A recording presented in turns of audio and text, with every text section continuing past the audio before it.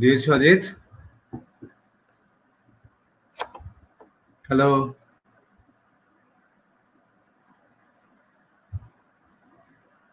অজিত, দিয়েছো?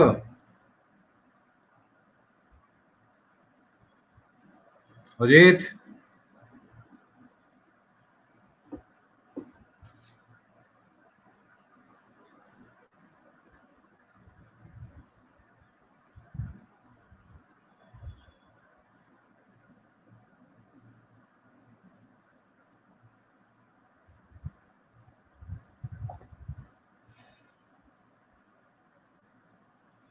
অজিত ওকে, কেউ এসছেন কিনা এখনো বুঝতে পারছি না, তবে দেখতে পাচ্ছি যে লাইভ শুরু হয়ে গেছে। 3 মিনিট চলে গেল। আমার কথা কি শুনতে পাচ্ছেন আপনারা কেউ? হ্যাঁ, আচ্ছা, বেশ কয়েকজন এসছেন দেখতে পাচ্ছি, কথাও শোনা যাচ্ছে ঠিকঠাক, যা বোঝা যাচ্ছে। তো আজকের আলোচনাটা আমরা করতে যাচ্ছি ইকবালকে নিয়ে, মোহাম্মদ ইকবাল। ক্ষেত্র বিশেষে ওনাকে বলা হচ্ছে ডক্টর ইকবাল, ডক্টর মোহাম্মদ ইকবাল, এবং উনি আমাদের কাছে, বিশেষ করে ভারতবর্ষে, উনি সবার কাছে পরিচিত আল্লামা ইকবাল নামে, মানে যিনি জ্ঞানী, ইলম যার আছে, বিদ্যা যার আছে, আল্লামা ইকবাল। আবার ফার্সি ভাষী জগতে, ইরান এবং অন্যান্য যেসব জায়গাতে ফার্সি দারি পাঠ করা হয়, আফগানিস্তান, তাজিকিস্তান, উজবেকিস্তান, এসব জায়গাতে তাকে বলা হয় ইকবাল লাহোরি, অর্থাৎ লাহোর শহরের ইকবাল।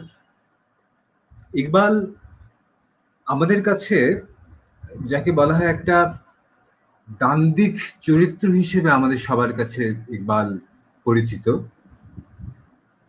তার নাম ব্যবহার করে এরকম মানুষের সংখ্যা, দলের সংখ্যা, বা এরকম বিশেষ বিশেষ বিশ্বাস বা চিন্তাধারীর সংখ্যা বৈচিত্র্যময়, এবং অনেক পরস্পর বিরোধী শিবির, বিরোধী অংশ ইকবালকে ব্যবহার করে থাকে। আমাদের নজরুলের মতোই, নজরুল ইসলামের মতোই, তাকে পরস্পর বিরোধী বহু চিন্তা এবং জগৎ বিখ্যাত লোকেরা নজরুলকে যেমন ব্যবহার করে থাকেন, ঠিক তেমনি ইকবালকেও সেভাবেই ব্যবহার করা হয়। উর্দু ভাষী যে জগৎ, যে লেখক, কবি, চিন্তকরা যারা আছেন, তাদের মধ্যে যারা প্রগতিশীল রাজনীতি, যাদেরকে বলা হয় মোটা দাগে, যাদেরকে আমরা বামপন্থী বলি, অথবা মার্ক্সীয় রাজনীতিতে যারা আছেন, তারাও ইকবালকে তাদের জন্য ভারতবর্ষের চিন্তার স্তরের মধ্যে একটা গুরুত্বপূর্ণ অংশ বলে মনে করে থাকেন। ইকবাল নিজে প্রগতিশীল লেখক সংঘ যখন প্রথম কায়দা মাফিক অবতীর্ণ হয় 1936 সনে, একটা বড় সমাবেশের মধ্যে দিয়ে সারা ভারতবর্ষ জুড়ে, যার প্রভাব পরবর্তীকালে ছড়িয়ে পড়ে, এখন পর্যন্ত যার প্রভাব খুবই খুবই প্রবল। তাদের জন্য ইকবাল ছিলেন একজন অন্যতম দিক নির্দেশক। ইকবাল নিজে তখন অসুস্থ হওয়ার কারণে প্রগতিশীল লেখক সংঘের প্রথম যে সমাবেশ হয়, প্রথম যে অনুষ্ঠানটি হয়, যার সভাপতিত্ব করেন মুন্সি প্রেমচাঁদ, সেখানে ইকবাল একটি বাণী পাঠিয়েছিলেন। তিনি নিজে অসুস্থ হওয়ার কারণে সেখানে উপস্থিত হতে পারেননি। তার বছর দুয়েক পরেই ইকবাল আসলে গত হন। আবার অপর দিক দিয়ে আমরা জানি যে আহ, যাদেরকে বলা হয় যে ইসলামপন্থী রাজনীতির বা চিন্তায় যারা নিজেদেরকে মনে করেন সেই দলের অংশ, তাদের জন্য তো ইকবাল, আমরা অধিকাংশই মনে করি তিনি সেই দলেরই লোক, সেই অংশেরই লোক। কিন্তু ইকবাল নিজে বড় একটা প্রেক্ষাপটের জায়গা থেকে এই জগৎকে দেখতেন। তার নিজের নিজের ব্যাপারে বক্তব্য ছিল যে ढूंढता फिरता हूं इकबाल अपने आप को, ढूंढता फिरता हूं इकबाल अपने आप को, आप ही गोया मुसाफिर, आप ही मंजिल हूं मैं। হে ইকবাল, নিজেই নিজেকে নিরন্তর খুঁজে ফিরে আমি, যেন নিজেই পথিক, আবার নিজেই নিজের গন্তব্য আমি। ইকবাল নিজেকে এই জায়গায় দেখতে পেয়েছিলেন। প্রথম তিনি অবতীর্ণ হন যে জায়গায়, ভারতবর্ষের কাব্য জগৎ থেকে শুরু করে চিন্তা জগতে একজন অন্যতম পথ প্রদর্শক হিসেবে। তার প্রথম কবিতার নাম ছিল নয়া শিবালয়, মানে নতুন শিবালয়। এই নতুন শিবালয় বলতে তিনি ভারতবর্ষের মানুষকে জানাচ্ছিলেন যে কোথায় ভারতবর্ষের মানুষেরা, হিন্দু মুসলিম নির্বিশেষে সবাই কোথায় তাদের নিজেদের পথ খুঁজে পাবে। তিনি বলছেন সচ কহ दूं ऐ ब्राह्मण गर तू बुरा ना माने, सच कह दूं ऐ ब्राह्मण गर तू बुरा ना माने, तेरे सनम कदों के बुत हो गए पुराने। সত্য বলি হে ব্রাহ্মণ, যদি তুমি মনে কিছু না করো, তোমার এই মন্দিরের মূর্তিগুলো পুরনো হয়ে গেছে। अपनों से बैर रखना तूने बुतों से सीखा, जगो जदल सिखाया वाइस को भी खुदा ने। প্রশ্ন করছেন এরপরে এই যে হে ব্রাহ্মণ, আপন মানুষদের সঙ্গে বৈরিতা করা সে কি তোমার মূর্তিগুলো তোমাকে শিখিয়েছে? জঙ্গো জদল সিখায়া ওয়াইস কো ভি খুদা নে। আর এই যে ধর্ম উপদেশক মুসলিমদের কথা তিনি বলছেন, ওয়াইজ যারা ওয়াজ করে, যারা ধর্ম উপদেশ দেয়, সে ওয়াইজদেরকে, ধর্ম উপদেশকদেরকে বলছেন যে হে ধর্ম উপদেশকগণ, তোমাদেরকেও কি জঙ্গ জেদল, এই সংঘাত, এই নিজেদের মধ্যে মারামারি, সেও কি তোমাদেরকে শিখিয়েছে যে সে কি খোদা? এই কবিতার নাম হচ্ছে নয়া শিবালা, নতুন শিবালয়। নতুন শিবের মন্দির গড়ার আহ্বান জানিয়ে ইকবাল তার প্রথম দিককার এই কবিতার মধ্যে নিজেকে তার ভারতবর্ষের মানুষদের সামনে আনছে। তার বিখ্যাত যে গান এখন আমরা সবাই জানি, সারে জাহাঁ সে আচ্ছা হিন্দুস্তান হামারা, সারা জগতের থেকে উত্তম, সারা জগতের থেকে ভালো আমার এই হিন্দুস্তান। আমরা এই বাগিচারে বুলবুল, এইটুকু আমরা সবাই জানি। কিন্তু এটা গাওয়া হয় ভারতের অনেক জায়গাতেই, এই গানখানি গাওয়া হয়। এই জায়গাতে এই গজল খানের শেষ যে শের, সেটা আমরা অনেকেই জানি না। ইকবাল জাহাं में कोई मरहम नहीं है अपना, मालूम क्या किसी को दर्द निहा हमारा। এই একই গজলের মধ্যে যেখানে তিনি বলছেন যে সারে জাহাं से अच्छा हिंदुस्तान हमारा, পুরো জগৎ থেকে ভালো উত্তম আমাদের এই হিন্দুস্তান। আমরা এই হিন্দুস্তানের পাখি, গানের পাখি, যেখানে আমরা গান গেয়ে বেড়াই। এখানে তিনি হিন্দু মুসলমান নির্বিশেষে ভারতবর্ষের সকল মানুষকে এই ডাক শোনাচ্ছেন। যেখানে তিনি যেভাবে তিনি নয়া শিবালয় গড়ার কথা বলেছিলেন তার প্রথম দিকের কবিতার মধ্যে, যেখানে তিনি বলছেন যে হিন্দুদেরকে ডেকে, যে ব্রাহ্মণরা, তোমাদের কি তোমার এই প্রতিমাগুলোই তোমাদেরকে শিখিয়েছে আপন লোকদের কাছ থেকে আপন লোকদের সঙ্গে বৈরিতা করা? মুসলিমদেরকে ডেকে বলছেন খোদা কি তোমাদেরকে শিখিয়েছে এভাবে চির সংঘাতের মধ্যে মেতে থাকা, বরাবর একের সঙ্গে অপরের সংঘাতে লিপ্ত হয়ে থাকা?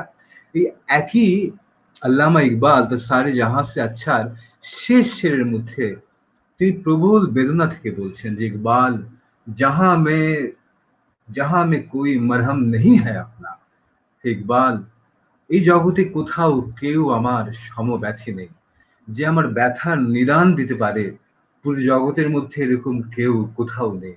মালুম ক্যা কিসি কো দর্দে নিহা হামারা, আমার বুকের ভেতরে যে গোপন ব্যথা লুকোনো আছে, এই গোপন ব্যথার কথা এই পুরো জগতের মধ্যে কেউ জানে না, কেউ বুঝতে পারে না।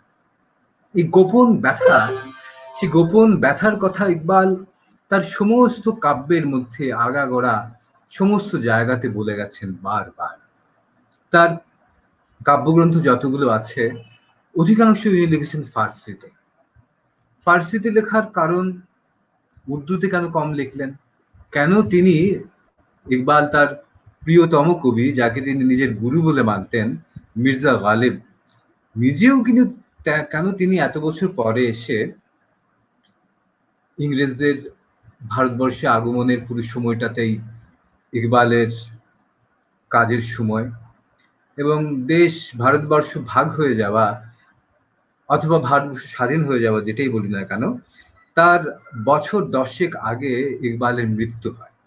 কিন্তু এই সময়টাতে এসেও কেন ইকবাল তার গুরু গালিবের মতোই ফার্সিতেই বেশি লিখে গেলেন, উর্দুতে লিখে গেলেন মাত্র 2টি কাব্যগ্রন্থ, বাকি 4টি কাব্যগ্রন্থ হচ্ছে ফার্সিতে।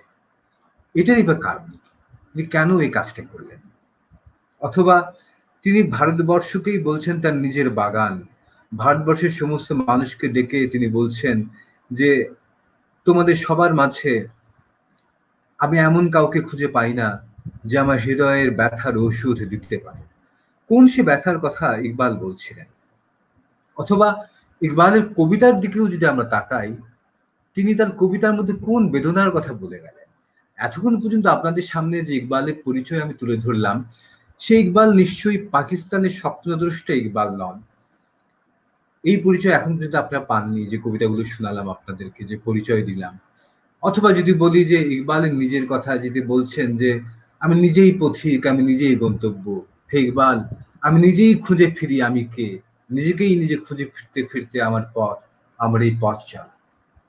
ইকবাল জন্মেছিলেন একজন কাশ্মীরি, মাত্র এক পুরুষ আগেও যারা হিন্দু ছিল এরকম এক বিদ্বান পরিবারে জন্মেছিলেন, কাশ্মীরি ব্রাহ্মণ পরিবারে। ইকবালের বাবার যে ভাইয়েরা, ইকবালের বাবার ভাইয়েরা কাশ্মীরে রয়ে গিয়েছিলেন এবং তারা কেউ মুসলমান হননি, তারা হিন্দুই রয়ে গিয়েছিলেন। এবং একটা দুর্লভ ছবি পাওয়া যায় যে ইকবালের বাবা সহ ইকবালের বাবার অন্যান্য ভাই যারা হিন্দুই রয়ে গিয়েছিলেন, যারা মুসলিম হননি, তাদের সবার সঙ্গে একখানি ছবিও পাওয়া যায়। সে ইকবালই পরবর্তীকালে পরিচিত হয়ে ওঠেন মুসলিম মানুষের রেনেসার অগ্রদূত হিসেবে। ইকবালকে আমরা চিনি এককভাবে পাকিস্তানের স্বপ্নদ্রষ্টা হিসেবে। এই ব্যাপারগুলো আসলে কোন জায়গা থেকে দেখা যায় বা চিন্তা করা যায়, কোন জায়গা থেকে একে আসলে ভাবা যেতে পারে, এই জায়গাগুলো থেকে যে বিশদ আলোচনার প্রয়োজন, সে আলোচনায় বা কোনো পক্ষ নিয়ে আপনাদের সামনে কথা বলা আজকে আমার উদ্দেশ্য নয়। আমি বলেছিলাম যে আমি যখন আপনাদেরকে আমন্ত্রণ জানিয়েছিলাম যে আজকে আমরা ইকবালের কিছু কবিতা পড়ব, আসলে তিনি কে এটা আমাদের নিজেদের মতো করে ভাবনা দিয়ে সিদ্ধান্ত দেওয়ার চাইতে আমরা যদি নিজেরাই সিদ্ধান্ত গ্রহণ করার বদলে তার কিছু কবিতা পড়ি এবং সেই কবিতাগুলোর মধ্যে দিয়ে বোঝার চেষ্টা করি যে আসলে ইকবাল কোন জায়গা থেকে নিজেকে দেখতেন, কোন জায়গা থেকে তিনি কবিতা লিখে গিয়েছিলেন, সেই চিন্তাটা ধরার চেষ্টা করলে আমার মনে হয় যে ব্যাপারটা ভালো হবে। ইকবালের বাবা ছেলেকে পড়ালেখা করতে চাইতেন। নতুন জ্ঞানের ব্যাপারে ইকবালের বাবার আগ্রহ প্রবল ছিল। পরবর্তীকালে ইকবাল ব্যারিস্টারি করেন দেশের বাইরে গিয়ে। জার্মানিতে তিনি প্রাচীন মানে ইসলাম পূর্ব যে ইরানি দর্শন, সেই ইরানি দর্শনে মিস্টিসিজম নিয়ে তিনি তার ডক্টরাল থিসিস খানি করেন। দেশে ফিরে যখন আসেন তিনি, ফিরে আসার পর তিনি এক প্রবল টানার মধ্যে পড়ে যান। তিনি লিবাস থেকে শুরু করে বাহ্যিকভাবে কোনো জায়গাতেই নির্দিষ্ট কোনো ধর্ম আচরণকারী ব্যক্তি হিসেবে তাকে চিহ্নিত করা খুব মুশকিল। খুব সুন্দর করে ছাটা গোঁফ, উল্টো করে আঁচড়ানো চুল এবং দু একটা শেরওয়ানি পরা ছবি ছাড়া তার বাকি সমস্ত ছবি পাওয়া যায় যেগুলো, সেগুলো হচ্ছে একেবারে কেতা দুরস্ত স্যুট পরা তার ছবিগুলো পাওয়া যায়। ফলে ইকবাল যখন দেশে ফিরে আসেন, ভারতবর্ষে ফিরে আসেন 1910-এর আগ পর্যন্ত যে সময়টুকু ইকবালের প্রবল একটা দ্বিধার মধ্যে কেটেছে। তিনি ভারতবর্ষের জনগণের মুক্তির আকাঙ্ক্ষা লালন করতেন মনের মধ্যে। ভারতবর্ষের মানুষের মুক্তির স্বপ্ন তিনি মনের মধ্যে লালন করতেন এবং তাকে যেমন করে আমরা শুধুমাত্র মুসলিম চিন্তক বলে দেখেছি বা তাকে পরিচয় করিয়ে দেয়া হয়, সেরকম মুসলিম চিন্তার পরিচায়ক তিনি নিজেকে মনে করতেন না, যেমন করে গদবাঁধা ভাবে সবাই তাকে মনে করে। তিনি গায়ত্রী মন্ত্রের একখানি অসাধারণ উর্দু অনুবাদ করেছিলেন। তিনি গুরু নানককে নিয়ে চমৎকার কবিতা লিখে গেছেন। তার একখানি কবিতা এই মুহূর্তে আমার চোখের সামনে আছে, রাম। लबरेज हैं शराब हकीकत से जाम हिंद, सब फलसफी खित्ते मगरिब के राम हिंद, ये हिंदियों की फिक्र फलक रस का है असर, रिफअत में आसमां से भी ऊंचा है बाम हिंद। তিনি এই কবিতা যেটা আমি পড়লাম এক্ষুনি, সেই কবিতাটার নাম হচ্ছে রাম। রামায়ণের রামকে নিয়ে তিনি কবিতাখানি লিখছেন। তিনি বলছেন লবরেজ হ্যাঁ শরাবে হকিকত সে জাম হিন্দ, এই হিন্দুস্তানের পান পাত্র সত্যের মদিরাতে টলমল করে। সব ফলসফি হ্যাঁ খিত্তে মগরিব কে রাম হিন্দ, এই যে পশ্চিমের যত দার্শনিকদের দেখতে পাও, তারা সবাই এই হিন্দুস্তানের রামের অনুরাগী। ये हिंदियों की फिक्र फलक रस का है असर, এ হিন্দি অর্থাৎ হিন্দুস্তানের যে অধিবাসী, হিন্দু, মুসলিম, অন্য বুদ্ধ অথবা জৈন, যে কোনো ধর্মের কথা বলি, সবাইকে তিনি একটি শব্দে বাঁধছেন, হিন্দি, হিন্দুস্তানের অধিবাসী। এই হিন্দুস্তানের অধিবাসীদের ভাবনার ফলক রসকা হ্যায় আসর, দিগন্তে এই হিন্দুস্তানিদের ভাবনার সূক্ষ্মতার প্রভাব দেখতে পাওয়া যায় দিগন্তে। রিফআত মে আসমা সে ভি উঁচা হ্যায় বাম হিন্দ, আর পরিচয়ের জায়গা থেকে, ভাবনার উচ্চতার জায়গা থেকে আকাশের থেকেও বেশি উঁচু, আকাশের থেকে অনেক মহান বাম হিন্দ, এই হিন্দুস্তানের অলিন্দ। হিন্দুস্তানের ভাবনাকে যদি একটি অট্টালিকা বলি, সে হিন্দুস্তানের ভাবনার অট্টালিকার যে ছাদ, সেই ছাদখানি, ভাবনার ছাদখানি হিন্দুস্তানের আকাশের থেকে অনেক উঁচু।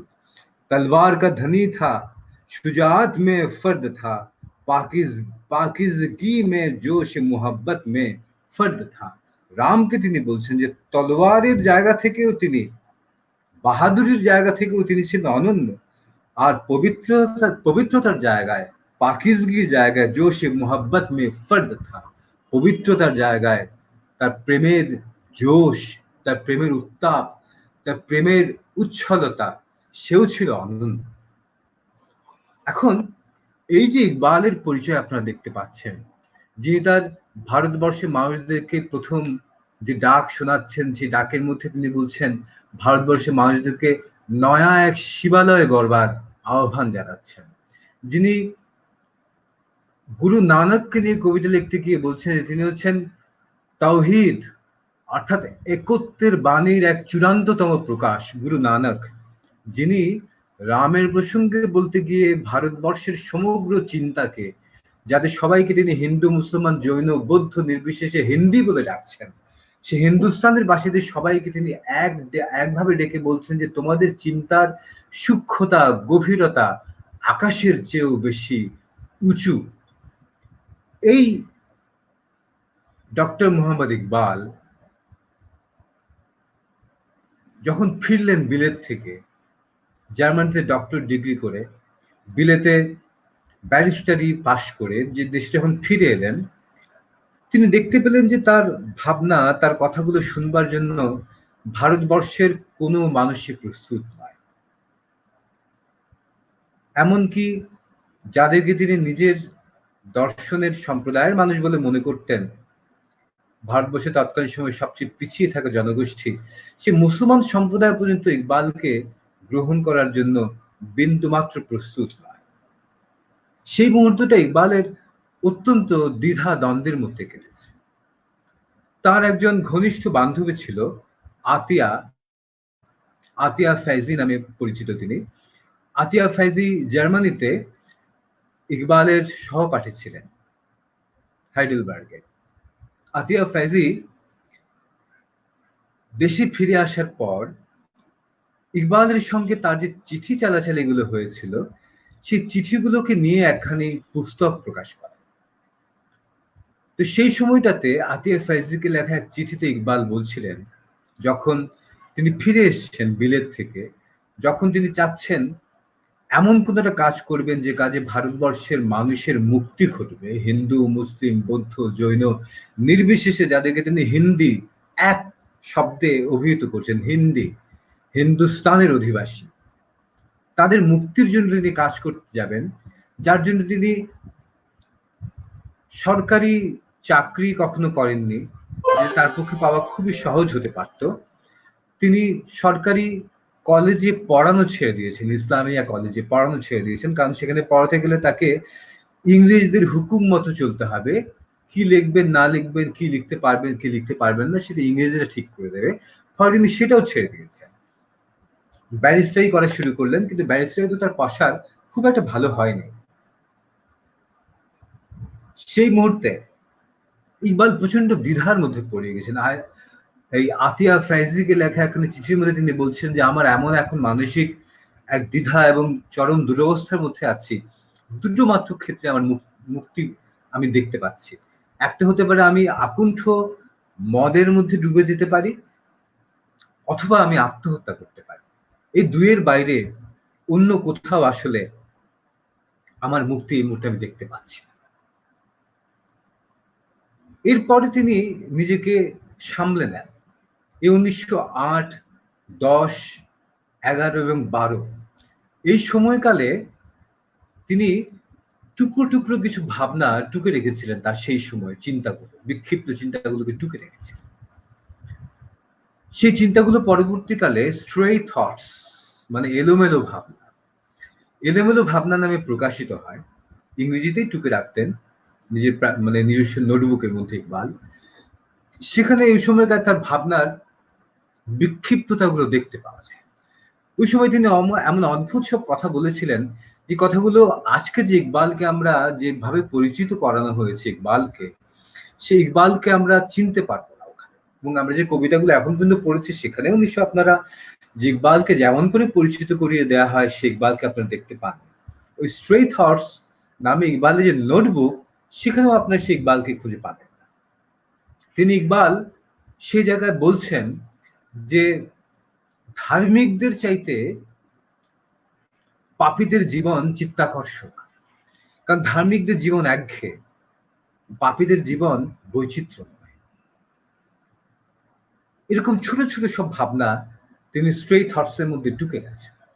আরেক জায়গায় তিনি বলছেন যে প্রত্যেকটা মহৎ কাব্য হচ্ছে এক একটা মহৎ মিথ্যা, প্রত্যেকটা মহৎ কাব্য এক একটা মহৎ মিথ্যা। সেখানে তিনি গেটে প্রসঙ্গে এমন মারাত্মক রকমের মানে মহৎ বাক্যাবলী প্রয়োগ করছেন, ঠিক যেমন তিনি তার গুরু মির্জা গালিব, যাকে তিনি একটা অসাধারণ কবিতা লিখেছিলেন, সে মির্জা গালিব প্রসঙ্গে বলতে গিয়েও তিনি বলেছিলেন যে এই পুরো ভারতবর্ষ জুড়ে হে গালিব তোমার কোনো সঙ্গী নেই, তোমার এই পৃথিবীতে একজন মাত্র সঙ্গী আছে, যে ভেইডমেয়ারের কবরে শুয়ে আছে। ভেইডমেয়ারের সে কবরে শুয়ে আছেন গেটে। তিনি তার গুরু মির্জা গালিবকে তুলনা করতে পেরেছেন পুরো পৃথিবীর মধ্যে একমাত্র গেটের সঙ্গে। সেই সময়ের পরে ধীরে ধীরে ইকবাল তার নিজের ভাবনার মধ্যে কিছু স্থিতি নিয়ে আসেন। সেই স্থিতির ফলে তিনি নিজেকে দার্শনিকভাবে কোথায় দেখতে পাবেন সেই জায়গাও চিহ্নিত করার চেষ্টা করেন। তার কাছে মনে হয়েছিল যে প্রাচ্যে, পাশ্চাত্যের দর্শনে নয়, প্রাচ্যের জগতের সঙ্গে পাশ্চাত্যের দর্শন বা জগৎকে তিনি বরাবরই একটা আলাদা জায়গা থেকে দেখার চেষ্টা করেছেন তার চিন্তার মধ্যে সবসময়। এহদের ফিরিঙ্গি, ফরাঙ্গ মানে হচ্ছে সে পশ্চিম, সে পশ্চিমের জগতের মধ্যে বাস করে তিনি বরাবর এই 1908-10-এর সময় যে আত্মস্থিতধি সময়টুকু পার করেছেন ইকবাল, সেই সময় তিনি নিজেকে পূবের দর্শনের মানুষ হিসেবে চিহ্নিত করতে শেষ পর্যন্ত সমর্থ হন। তিনি একখানি গ্রন্থ রচনা করেছিলেন এই চিন্তাকে সামনে রেখে, একখানি ফার্সি গ্রন্থ পায়ামে মাশরিয়ত, অর্থাৎ পূবের পায়াম, পূবের বার্তা। তিনি নিজেকে পূবের জগতের দর্শন, প্রাচ্যের দার্শনিক হিসেবে, প্রাচ্যের মানুষ হিসেবে চিহ্নিত করতে পেরেছিলেন প্রথমে, এবং সেজন্য তিনি জীবনের শেষ দিকে এই পূবের পক্ষ থেকে, পূবের মানুষদের পক্ষ থেকে, পূবের সভ্যতার পক্ষ থেকে, পূবের যে সভ্যতার মধ্যে বলা হয় একদিকে আকবর ইলাহাবাদী নামে একজন বড় কবি ছিলেন, তিনি মারাত্মক রকম রসিক লোক ছিলেন। তিনি এক জায়গায় বলেছিলেন যে পূব আর পশ্চিমের মধ্যে তফাৎটা কি। তিনি বলেছিলেন যে পশ্চিম হাজার রকমে বাঁচতে জানে, আর পূব অর্থাৎ প্রাচ্য হাজার রকমে মরতে জানে। অর্থাৎ এই যে বাঁচা এবং মরার ভিন্নতা, এটা একটু ঠাট্টা করেই বলেছিলেন আকবর ইলাহাবাদী, কিন্তু কথাখানি পরিধানে নেয়ার মতো। আল্লামা ইকবালেরও মনে হয়েছিল পূবের দর্শনের কিছু বলবার আছে পৃথিবীতে, ফলে তিনি এই পূবের দর্শনের পক্ষ থেকে নিজে একখানি গ্রন্থ রচনা করেন পরবর্তীকালে ফার্সিতে। এবং তিনি ফার্সিতেও রচনা করেন বেশি গ্রন্থ এই কারণেই যে তার মনে হয়েছিল ফার্সিতে রচনা করা গ্রন্থগুলো ভারতবর্ষ থেকে শুরু করে প্রাচ্যের সবচেয়ে বেশি পরিমাণ মানুষের কাছে তার কথাগুলোকে পৌঁছে দিতে পারবে। কথাখানি সত্যও ছিল বটে। এবং খুবই মানে চমৎকার এখানে ব্যাপার, এই গালিবকে নিজের গুরু মেনেছিলেন ইকবাল, ইকবালকে আবার নিজের গুরু মেনেছিলেন ফয়েজ আহমেদ ফয়েজ। গালিবকে নিয়ে যেমন ইকবাল কবিতা লিখে গেছেন, ফয়েজ আহমেদ ফয়েজ আবার কবিতা লিখে গেছেন ইকবালকে নিয়ে। সেই ফয়েজ আহমেদ ফয়েজ প্রখ্যাত মার্ক্সীয় দর্শনের অনুরাগী, অনুসারী, প্রগতিশীল লেখক সংঘের অন্যতম প্রতিষ্ঠাতা সংগঠক, লেনিন পুরস্কার প্রাপ্ত ফয়েজ আহমেদ ফয়েজ ইকবালের সেই পায়ামে মাশরিক, প্রাচ্যের বার্তা, তার একখানি নির্বাচিত অংশের উর্দু অনুবাদ করেছিলেন তিনি। পায়ামে মাশরিকের, আল্লামা ইকবালের লেখা ফার্সি গ্রন্থের নির্বাচিত অংশখানি উর্দু অনুবাদ করেছিলেন ফয়েজ আহমেদ ফয়েজ। ফলে ইকবাল এই প্রাচ্যের সবচেয়ে বেশি পরিমাণ মানুষের কাছে তার বার্তা পৌঁছে দেওয়ার জন্য ফার্সিতেই বেশি পরিমাণ লিখে গেছে, উর্দুতে লিখেছেন তার চাইতে কম। তার বিখ্যাত কবিতাগুলো, যেগুলোর মধ্যে দিয়ে আমরা ইকবালকে চিনতে শিখি, সেই কবিতাগুলোর মধ্যে আমরা একটিও নাম যদি কেউ জেনে থাকি, তার নাম হচ্ছে, বুঝতে পারছেন আপনারা কোন কবিতার কথা বলছি? একটিও ইকবালের কবিতার নাম যদি কেউ জেনে থাকে, সে কবিতার নাম হচ্ছে শিকওয়া জবাবে শিকওয়া। সেখানে তিনি মুসলিম জনগোষ্ঠীকে দেখছেন প্রাচ্যের বার্তা পৌঁছে দেওয়ার সবচাইতে সক্ষম জনগোষ্ঠী হিসেবে। কেন? মনে রাখতে হবে, ইকবাল হচ্ছেন সেই মুসলিম যে মুসলিম রামকে ভারতবর্ষের চিন্তার সর্বোচ্চ প্রতীক হিসেবে উপস্থাপন করে তাকে নৈবেদ্য দিয়ে কবিতা লিখতে পারে। মনে রাখতে হবে, ইকবাল হচ্ছে সেই ব্যক্তি যিনি গায়ত্রী মন্ত্রের অসাধারণ সুন্দর উর্দু অনুবাদ করেছিলেন। ইকবাল হচ্ছেন সেই মুসলিম যিনি একত্বের ভারতবর্ষে চূড়ান্ত প্রচারক হিসেবে গুরু নানককে নৈবেদ্য দিয়ে কবিতা লিখতে পারেন। তিনি হচ্ছেন সেই ইকবাল যিনি ভারতবর্ষের সবাইকে এক নাম হিন্দুস্তানের বাসিন্দা হিসেবে ডাক দিয়ে নব শিবালয় গড়বার আহ্বান জানাতে পারেন। ইকবালের কাছে মনে হয়েছিল তিনি যে সংস্কৃতিতে বিরাজ করেন, সে মুসলিম সংস্কৃতি হচ্ছে আসলে ইউরোপীয় সভ্যতা আজকে পৃথিবীকে ছেয়ে ফেলবার আগে পুরো জগতের সমস্ত দর্শন, জ্ঞান, বিজ্ঞান প্রকাশিত হয়েছিল ইকবালের মতে সে মুসলিম দর্শনের মধ্যে। যে মুসলিম দর্শনের প্রতিভূ হচ্ছেন ইবনে সিনা, রাজি, যাদেরকে কেউ আসলে, যাদেরকে বলা হয় অর্থোডক্স ইসলাম, তখনও শান্তি দেয়নি, এখনো তাদেরকে সেইভাবে তাদের দর্শনকে চর্চাও করে না, তাদের দর্শনের প্রচার প্রয়াস এবং গ্রহণ করবার ব্যাপারেও তারা এখনো ততটা দক্ষ নয়। আগ্রহ কিনা সেই ব্যাপারেও আমরা নিশ্চিত হতে পারি না। এখনো যদি আপনি তাদেরকে নিয়ে কিছু পাঠ করতে যান, ইবনে সিনাকে নিয়ে, রাজিকে নিয়ে, তাহলে আপনাকে ইউরোপীয় ভাষার থেকে পাঠ করতে হবে। খুবই দুর্ভাগ্যের এখানে ব্যাপার। আমাদের ভারতীয় ভাষার কথা বাদই দিলাম। ফলে তার কাছে মনে হয়েছিল যে ওই দর্শনগুলোরই পরবর্তীকালে ইউরোপ গ্রহণ করার মাঝখান দিয়ে আজকে একখানি নতুন বিশ্ব চিন্তাকে উপহার দিতে পেরেছে। ইকবালের বয়ান ছিল এই যে আমরা তাহলে পাশ্চাত্যের মধ্যে দিয়ে এই চিন্তাকে গ্রহণ করার বদলে প্রাচ্যবাসীরা প্রাচ্যের মতো করে সেই চিন্তাকে গ্রহণ করে নিজেদের দর্শন, নিজেদের ভাবনা দাঁড় করাবো না কেন? সেই জায়গা থেকেই তিনি তার চিন্তাকে মুসলিম চিন্তার সঙ্গে সংশ্লিষ্ট হিসেবে দেখতে পেয়েছিলেন। তার সমস্ত কবিতাগুলোর মধ্যে, যে কবিতাগুলো তার দর্শন, তার ভাবনা প্রচার এবং প্রয়াসেরই মাধ্যম, তার মধ্যে আপনি সেগুলো দেখতে পান। তো যেটা বলছিলাম যে ইকবালের এই জায়গায় এসে মনে হয়েছিল তাহলে মুসলিম মানুষের মধ্যে একখানি নবজাগরণ হওয়া প্রয়োজন। সেখান থেকে দাঁড়িয়ে তার সবচাইতে বিখ্যাত কবিতাখানি তিনি লিখেছিলেন শিকওয়া, অভিযোগ। সে অভিযোগ তিনি জানাচ্ছেন খোদার কাছে মুসলিম জনগোষ্ঠীর পক্ষ হয়ে, যে কেন এক সময় মুসলিমরা পুরো জগৎকে জ্ঞানে, বিজ্ঞানে, চিন্তায়, দর্শনে নেতৃত্ব দিত, আজকে কেন তারা জগতের মধ্যে সবচেয়ে পিছিয়ে পড়া মানুষ। তিনি মুসলিমদের পক্ষ হয়ে খোদার কাছে শিকওয়া জানাচ্ছেন, অভিযোগ জানাচ্ছেন।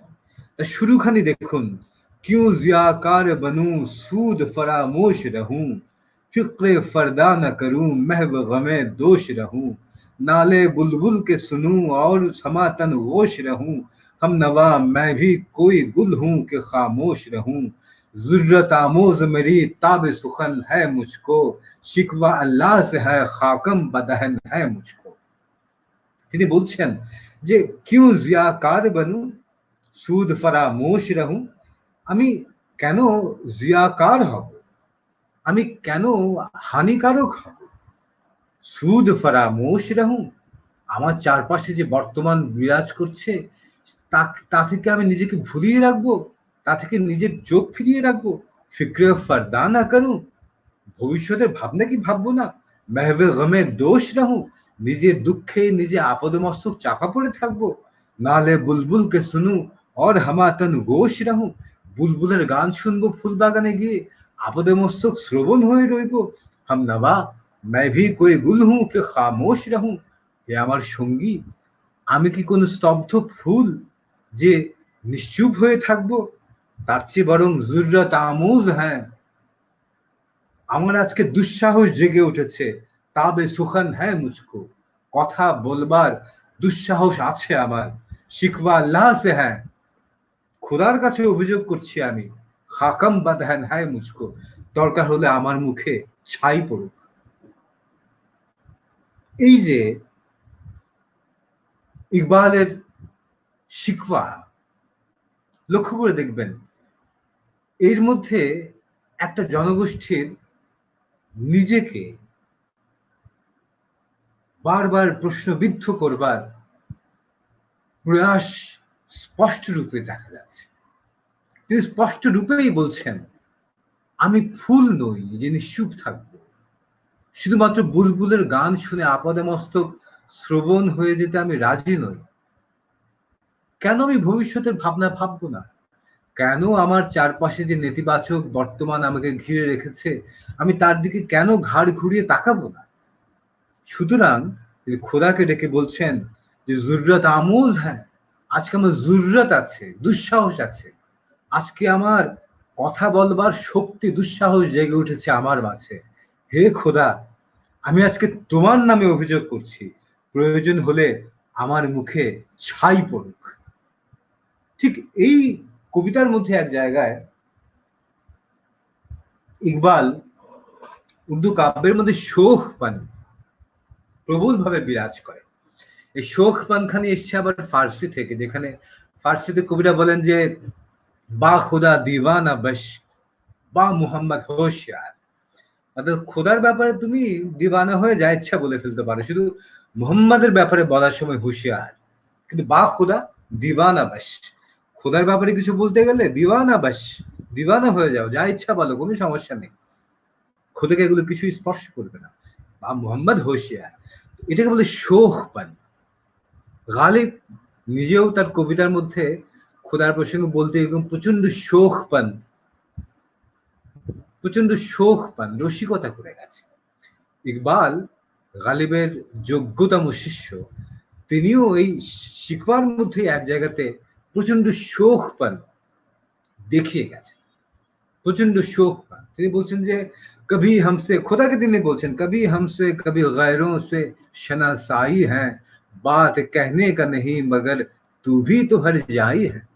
हर जाई মানে হচ্ছে হর, সব, যাই মানে সব জায়গায় যে যায়, সব জায়গায় যাওয়া, এটা হচ্ছে খোদার একটা অন্যতম জাত, গুণ। তিনি সর্বত্র বিরাজমান, সেটা তিনি হর যাই।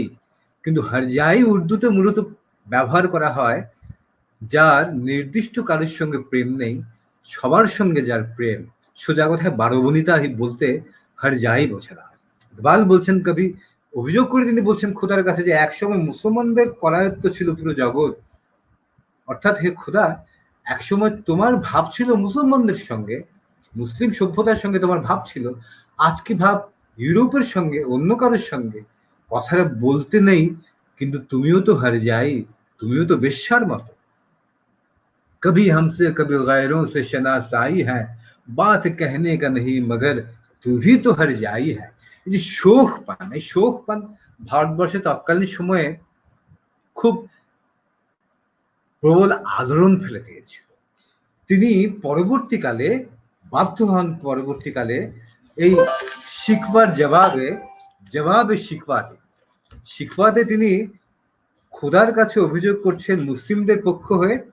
জবাবে শিকওয়া তিনি লিখতে বাধ্য হন। তৎকালীন সময়ে যারা একেবারে গোড়াপন্থী ছিল তাদের দ্বারা প্রবলভাবে আক্রান্তও হন তিনি। পরবর্তীকালে তিনি জবাবে শিকওয়া লেখেন। খোদার জবানিতে তিনি শিকওয়ার মধ্যে যে অভিযোগ করেছিলেন সেই অভিযোগগুলোর জবাব তিনি দেন জবাবে শিকওয়া নামে আরেকটি কবিতা লেখে। তারও শুরুখানে দেখুন, সেই শুরুখানে হচ্ছে দিল সে जो बात निकलती है असर रखती है, दिल से जो बात निकलती है असर रखती है, पर नहीं ताकते परवाज मगर रखती है। অর্থাৎ খোদা স্বীকার করছেন যে তুমি আমার নামে অভিযোগ করেছো, কিন্তু প্রথমে আমি স্বীকার করি দিল সে নিকল দিল সে जो बात निकलती है असर रखती है। যে কথা হৃদয় ফুঁড়ে বের হয়ে আসে, হৃদয়ের উত্তাপ থেকে যে কথা বের হয়ে আসে, সেই কথার প্রভাব অবশ্যই হয়। पर नहीं ताकতে परवाज मगर रखती है। সেই কথার ডানা থাকে না, কিন্তু সেই কথা ওড়ার সামর্থ্য রাখে। ইকবাল এই চিন্তার জায়গা থেকে জগৎকে দেখেছেন। এই চিন্তার জায়গা থেকেই তিনি জগতের দর্শনকে আত্মস্থ করতে চেয়েছিলেন।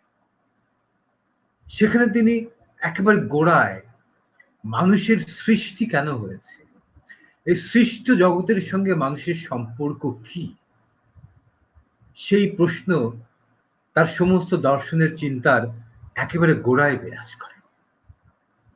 সেখানে তিনি দেখতে পেয়েছিলেন যে মানুষের কাজ হচ্ছে জগতের মধ্যে সৌন্দর্যকে সৃষ্টি করা।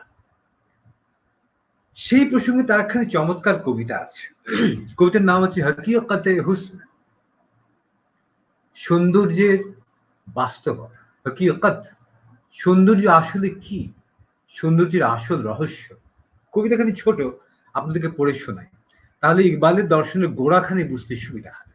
বলছে যে खुदा से हुस्न ने एक रोज ये सवाल किया, जहां में क्यों ना मुझे तूने लाजवाल किया। मेरे जवाब की तस्वीर खाना है दुनिया, हुई है रंग तगय्युर से जब नामूद उसकी। वही हसीन है हकीकत जबान है जिसकी, कहीं करीब था ये गुफ्तगू कमर ने सुनी। फलक पे आम हुई अख्तार सहर ने सुनी, सहर ने तारे से सुनकर सुनाई शबनम को। फलक की बात बता दी जमी के महरम को। भराए फूल के आंसू, फूल भराए फूल के आंसू पयामे शबनम से। कली का नन्हा सा दिल खूं हो गया गम से। चमन से रोता हुआ मौसमे बहार गया, शबाब सैर को आया था সোগ ভার গয়া। এই কবিতার অর্থ হচ্ছে, নামের অর্থ হচ্ছে সুন্দরের বৃত্তান্ত, সহজ বাংলায় যদি বলি।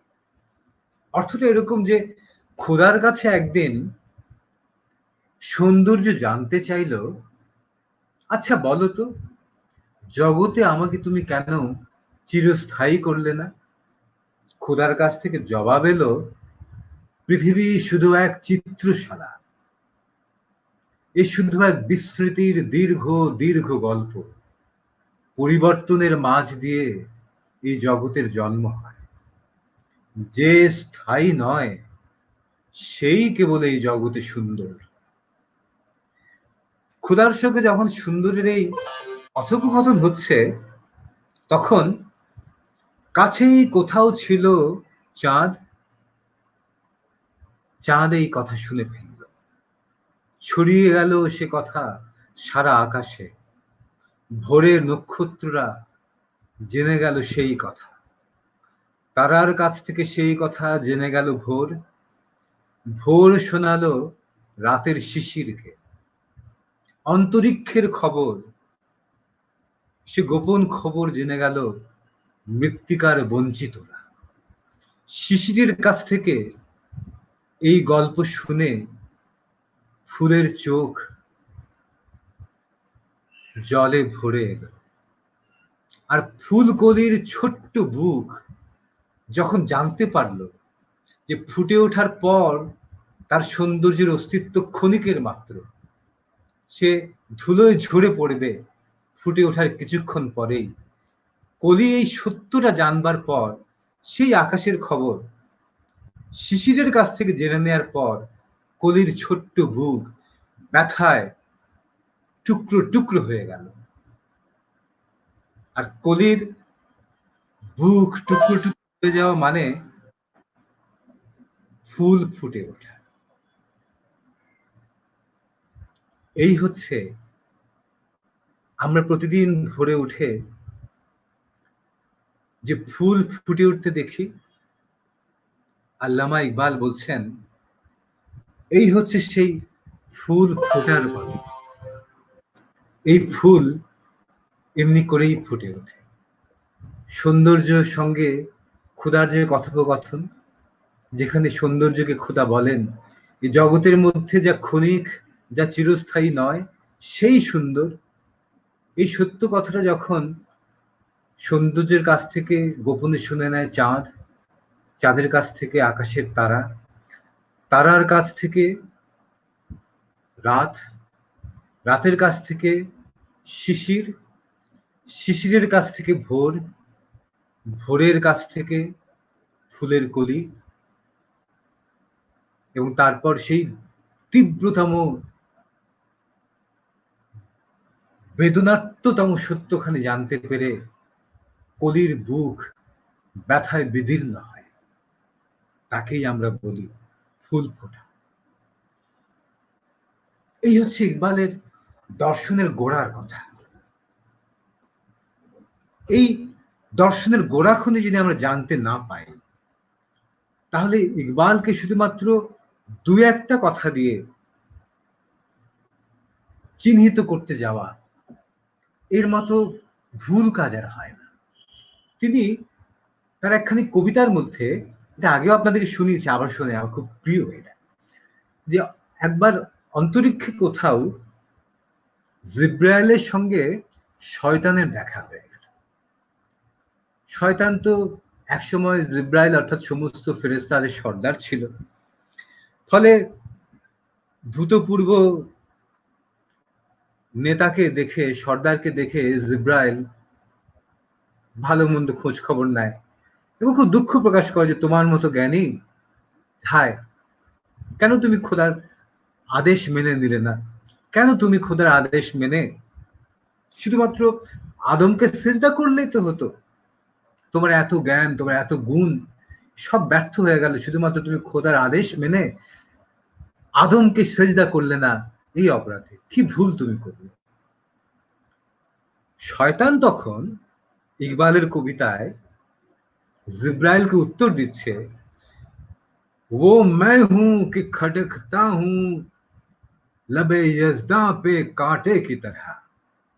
वो मैं हूं कि खटकता हूं लबे यजदा पे कांटे की तरह, और तू है कि फकत আল্লাহ আল্লাহ আল্লাহ। শয়তান বলছে যে দেখো, এ তো আমি, অন্য কেউ না, আমি খোদার গলায় কাঁটার মতো আটকে আছি, যে তার সবচাইতে শ্রেষ্ঠ যে সৃষ্টি মানুষ, সে মানুষকে আমি সেজদা করে দেই এবং তাকে নিয়ে খোদা, আমি তাকে কখন কোন বিপথে নিয়ে যাই সেটা নিয়ে খোদা চিন্তিত থাকেন। আমি খোদার গলায় কাঁটার মতো আটকে আছি। এই তো বেঁচে থাকা, এই তো অস্তিত্ব। নিজের অস্তিত্বকে বিলিয়ে দিয়ে বেঁচে থাকার কোনো অর্থ হয় না। শয়তান বলছে আমি খোদার গলায় কাঁটার মতো আটকে আছি, প্রতিবার ঢোক গেলার সময় আমার কথা মনে পড়তে বাধ্য খোদার। আর তুমি হে জিব্রাইল, তোমার জীবনের অর্থ কি? সেই জীবনের মধ্যে কখনো কোনো প্রশ্ন নেই।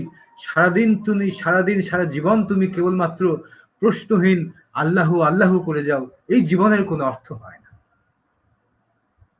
वो मैं हूं कि खटकता हूं लबे यजदा पे कांटे की तरह, और तू के फकत अल्लाह अल्लाह अल्लाह।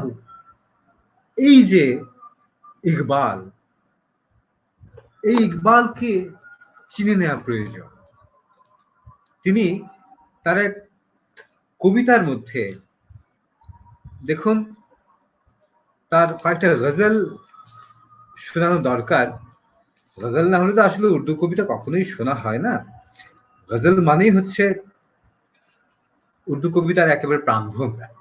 তো ওই যে ইকবাল বললেন কেমন করে ফুল ফুটে ওঠে, সে ফুল ফোটার দীর্ঘ মহাকাব্য। প্রতিদিন ভোরে আমরা যে একটি ফুল ফুটতে দেখি, প্রত্যেকটা ফুলের ফুটে ওঠা জগতের এক বিশালতম গোপন সত্য রহস্যের মহাকাব্যিক রূপকে আমরা ফুটে উঠতে দেখি ছোট একটা ফুল হিসেবে। সেই ধারাবাহিকতায় আপনি দেখুন ইকবালের গজলের মধ্যে বলছে, जब इश्क सिखाता है आदाब खुदा आदाब खुदागाही, जब इश्क सिखाता है आदाब खुद आगाही, खुलते हैं गुलामों पर असरार शहनशाही। प्रेम যখন প্রেম যখন খুদ আগাহি, আগাহ মানে জানা, খুদ আগাহি, প্রেম যখন নিজেকে চিনতে শেখায়, তখন যারা দাস তারা বুঝতে পারে সম্রাট হওয়ার রহস্য কি।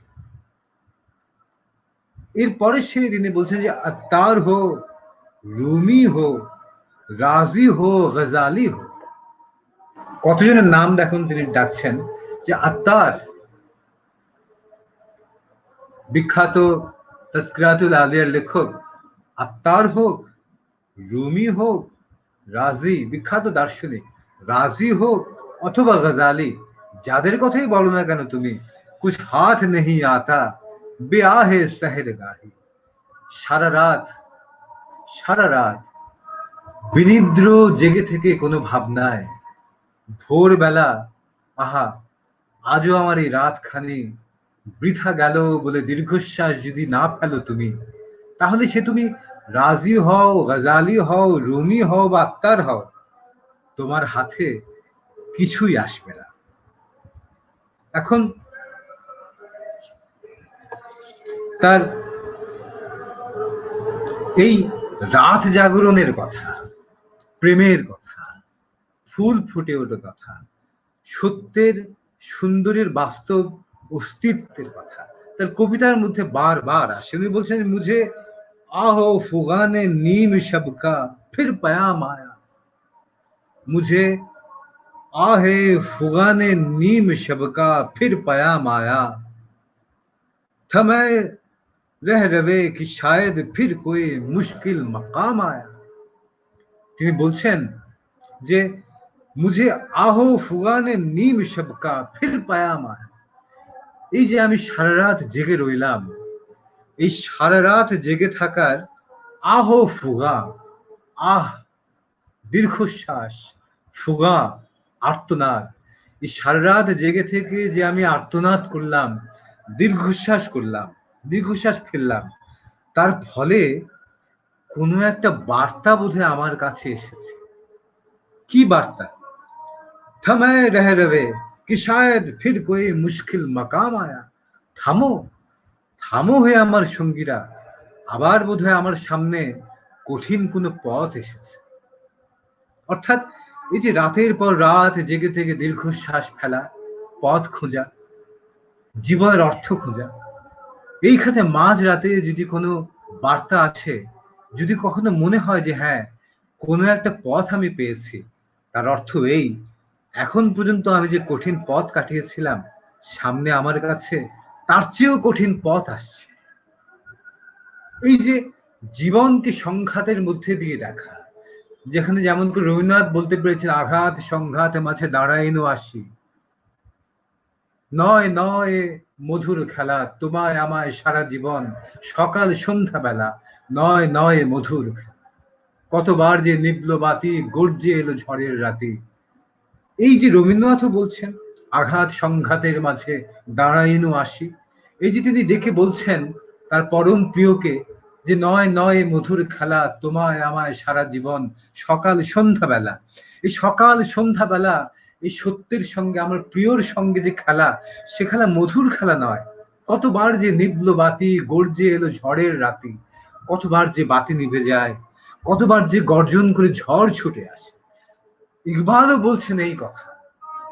এই সারা রাত্রির জাগরণে কখনো যদি কখনো আমার মনে হয় যে কোনো বার্তা কি এলো আমার কাছে, কিছু তার দেখি আভাস, কিছু পাই অনুমানে, কোনো বার্তা কি এলো আমার কাছে রাত্রি জাগরণের ফলে, সে বার্তা আসার পরে এটুকুই শুধু বুঝি যে হায় এ তো মধুর খেলা নয়, এখন পর্যন্ত তোমাকে পাওয়ার জন্য আমি যে পথ চলেছি, বার্তা আমাকে শুধু এই কথাই বলছে আমার সামনের পথ আরো বন্ধুর, আরো কঠিন, আরো কঠিন। তিনি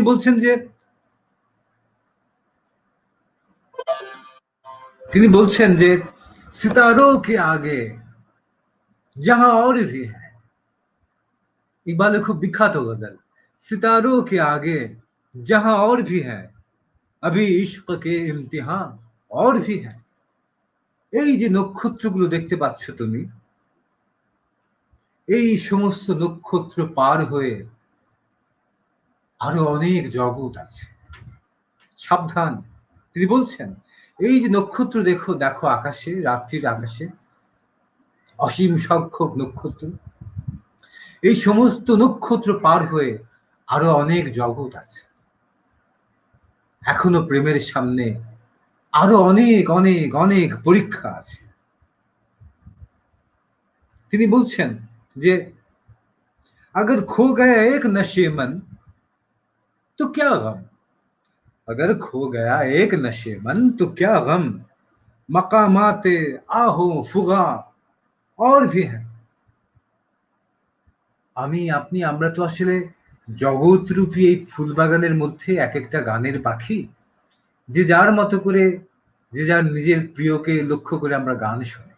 কারোর প্রিয় অর্থ, কারোর প্রিয় বৃত্ত, কারোর প্রিয় ধরুন করোনার ফলস সার্টিফিকেট দিয়ে কয়েকশো কোটি টাকা রোজগার করা। প্রত্যেকের নিজের নিজের করে জীবনে একটা লক্ষ্য থাকে। তো আমরা সেই লক্ষ্যটাকে সামনে রেখেই আমরা আমাদের জগতের জীবনের আয়ুকে কাটিয়ে দিই।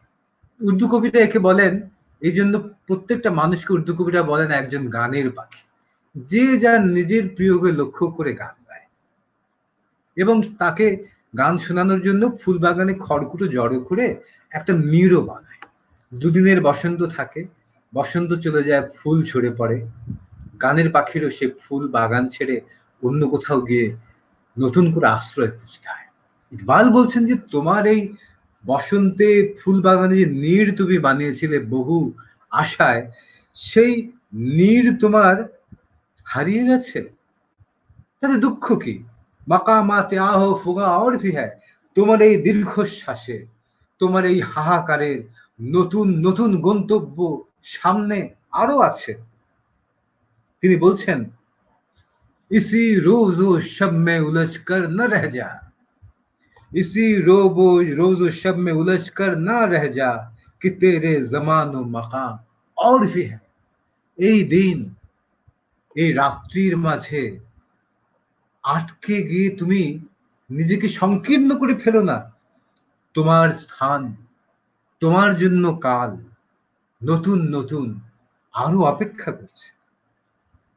এর পরের শের দেখুন, এখানে ইকবাল কেমন করে নিজের আস্থা ফিরে পাচ্ছেন। সেই ইকবাল যিনি বলছিলেন যে ভারতবর্ষের মানুষ কেউ তাকে বুঝতে পারছে না। ইকবাল জাহা মে कोई मरहम नहीं है अपना, मालूम क्या किसी को दर्द निहा हमारा। ইকবাল এই জগতের মধ্যে আমার সমব্যথী কেউ নেই, এই পুরো জগতের মধ্যে বলো কে আমার বেদনা বোঝে। সেই ইকবালই এখানে বলছেন गए दिन के तन्हा था मैं अंजुमन में, गए दिन के तन्हा था मैं अंजुमन में, यहाँ अब मेरे राजदां और भी है।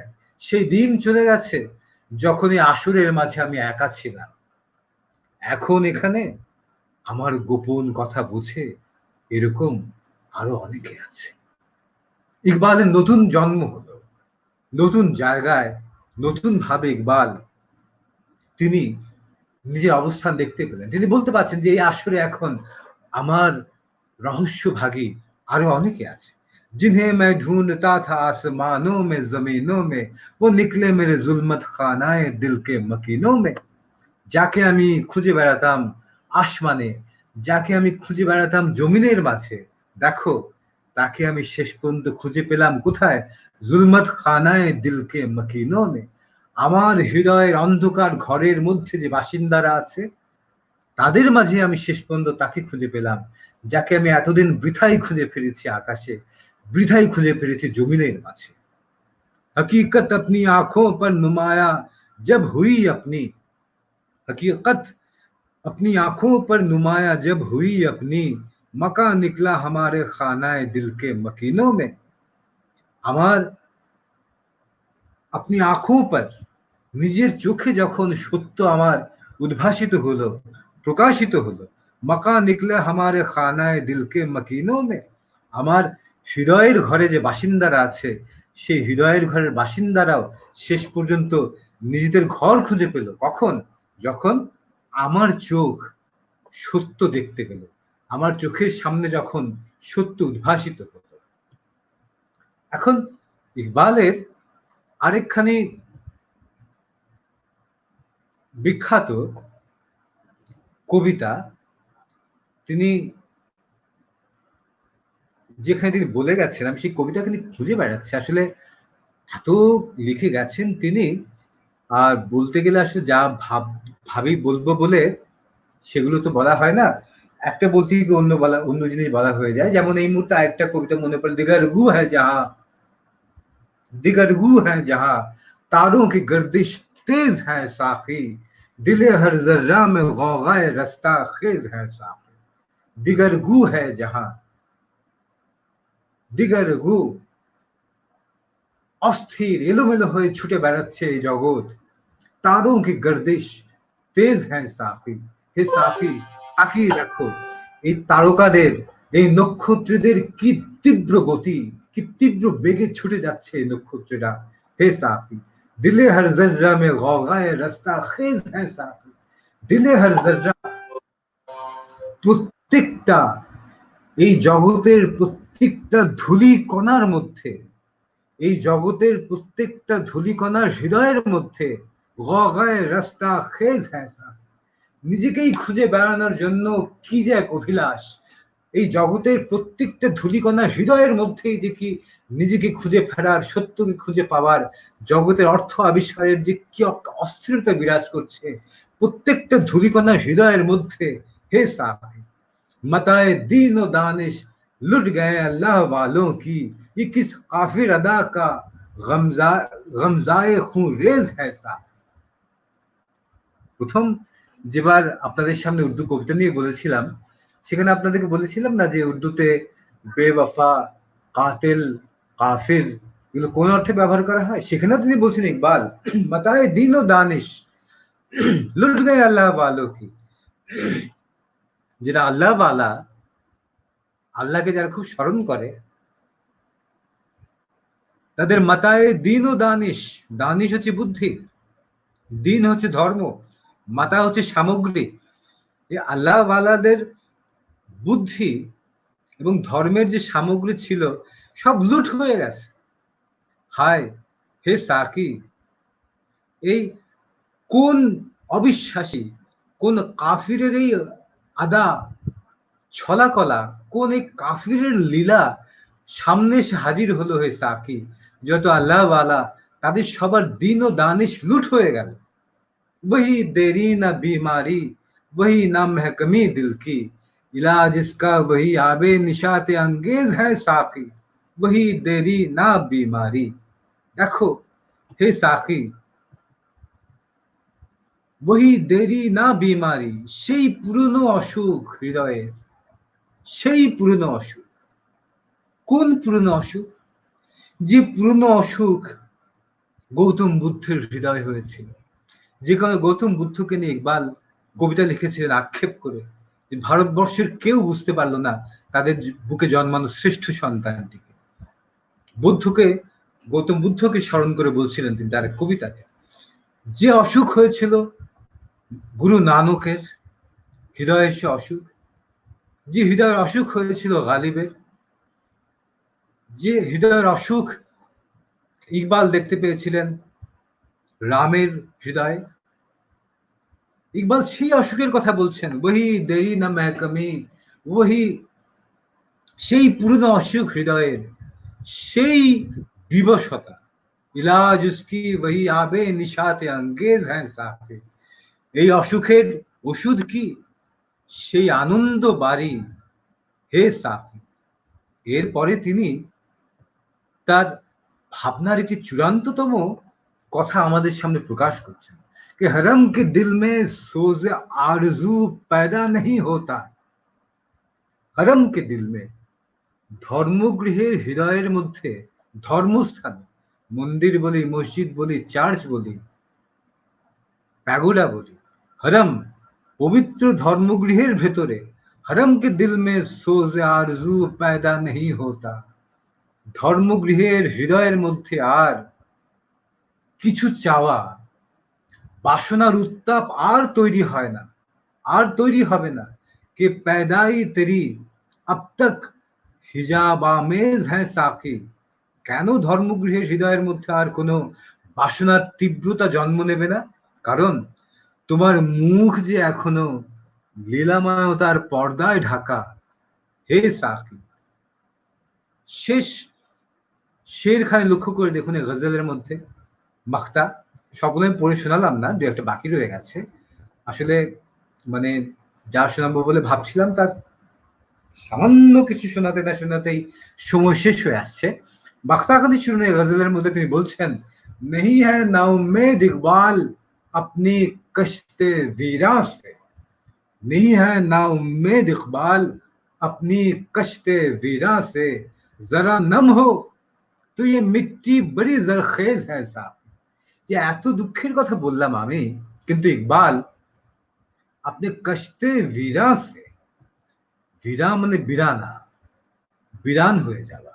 ইকবাল নিজের এই বিরান ভূমি নিয়ে মোটেও হতাশ নয়। কেন? কারণ একটু যদি ভেজে এই বিরান মাটিটাকে যদি একটু চোখের জলে ভেজানো যায় হে ইকবাল, তাহলে এই মাটির চাইতে উর্বর মাটি আর পাওয়া যাবে না।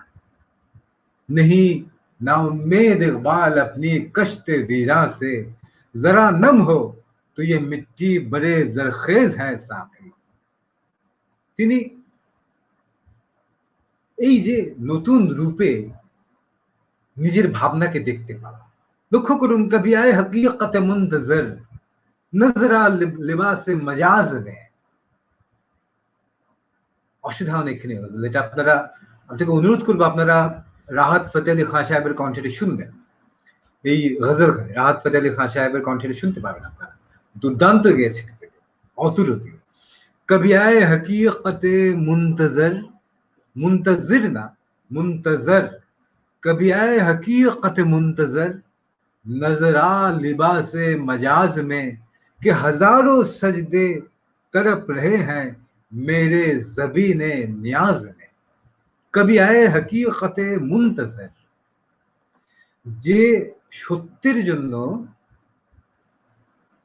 জগৎ অধীর অপেক্ষায় থাকে, সেই সত্য,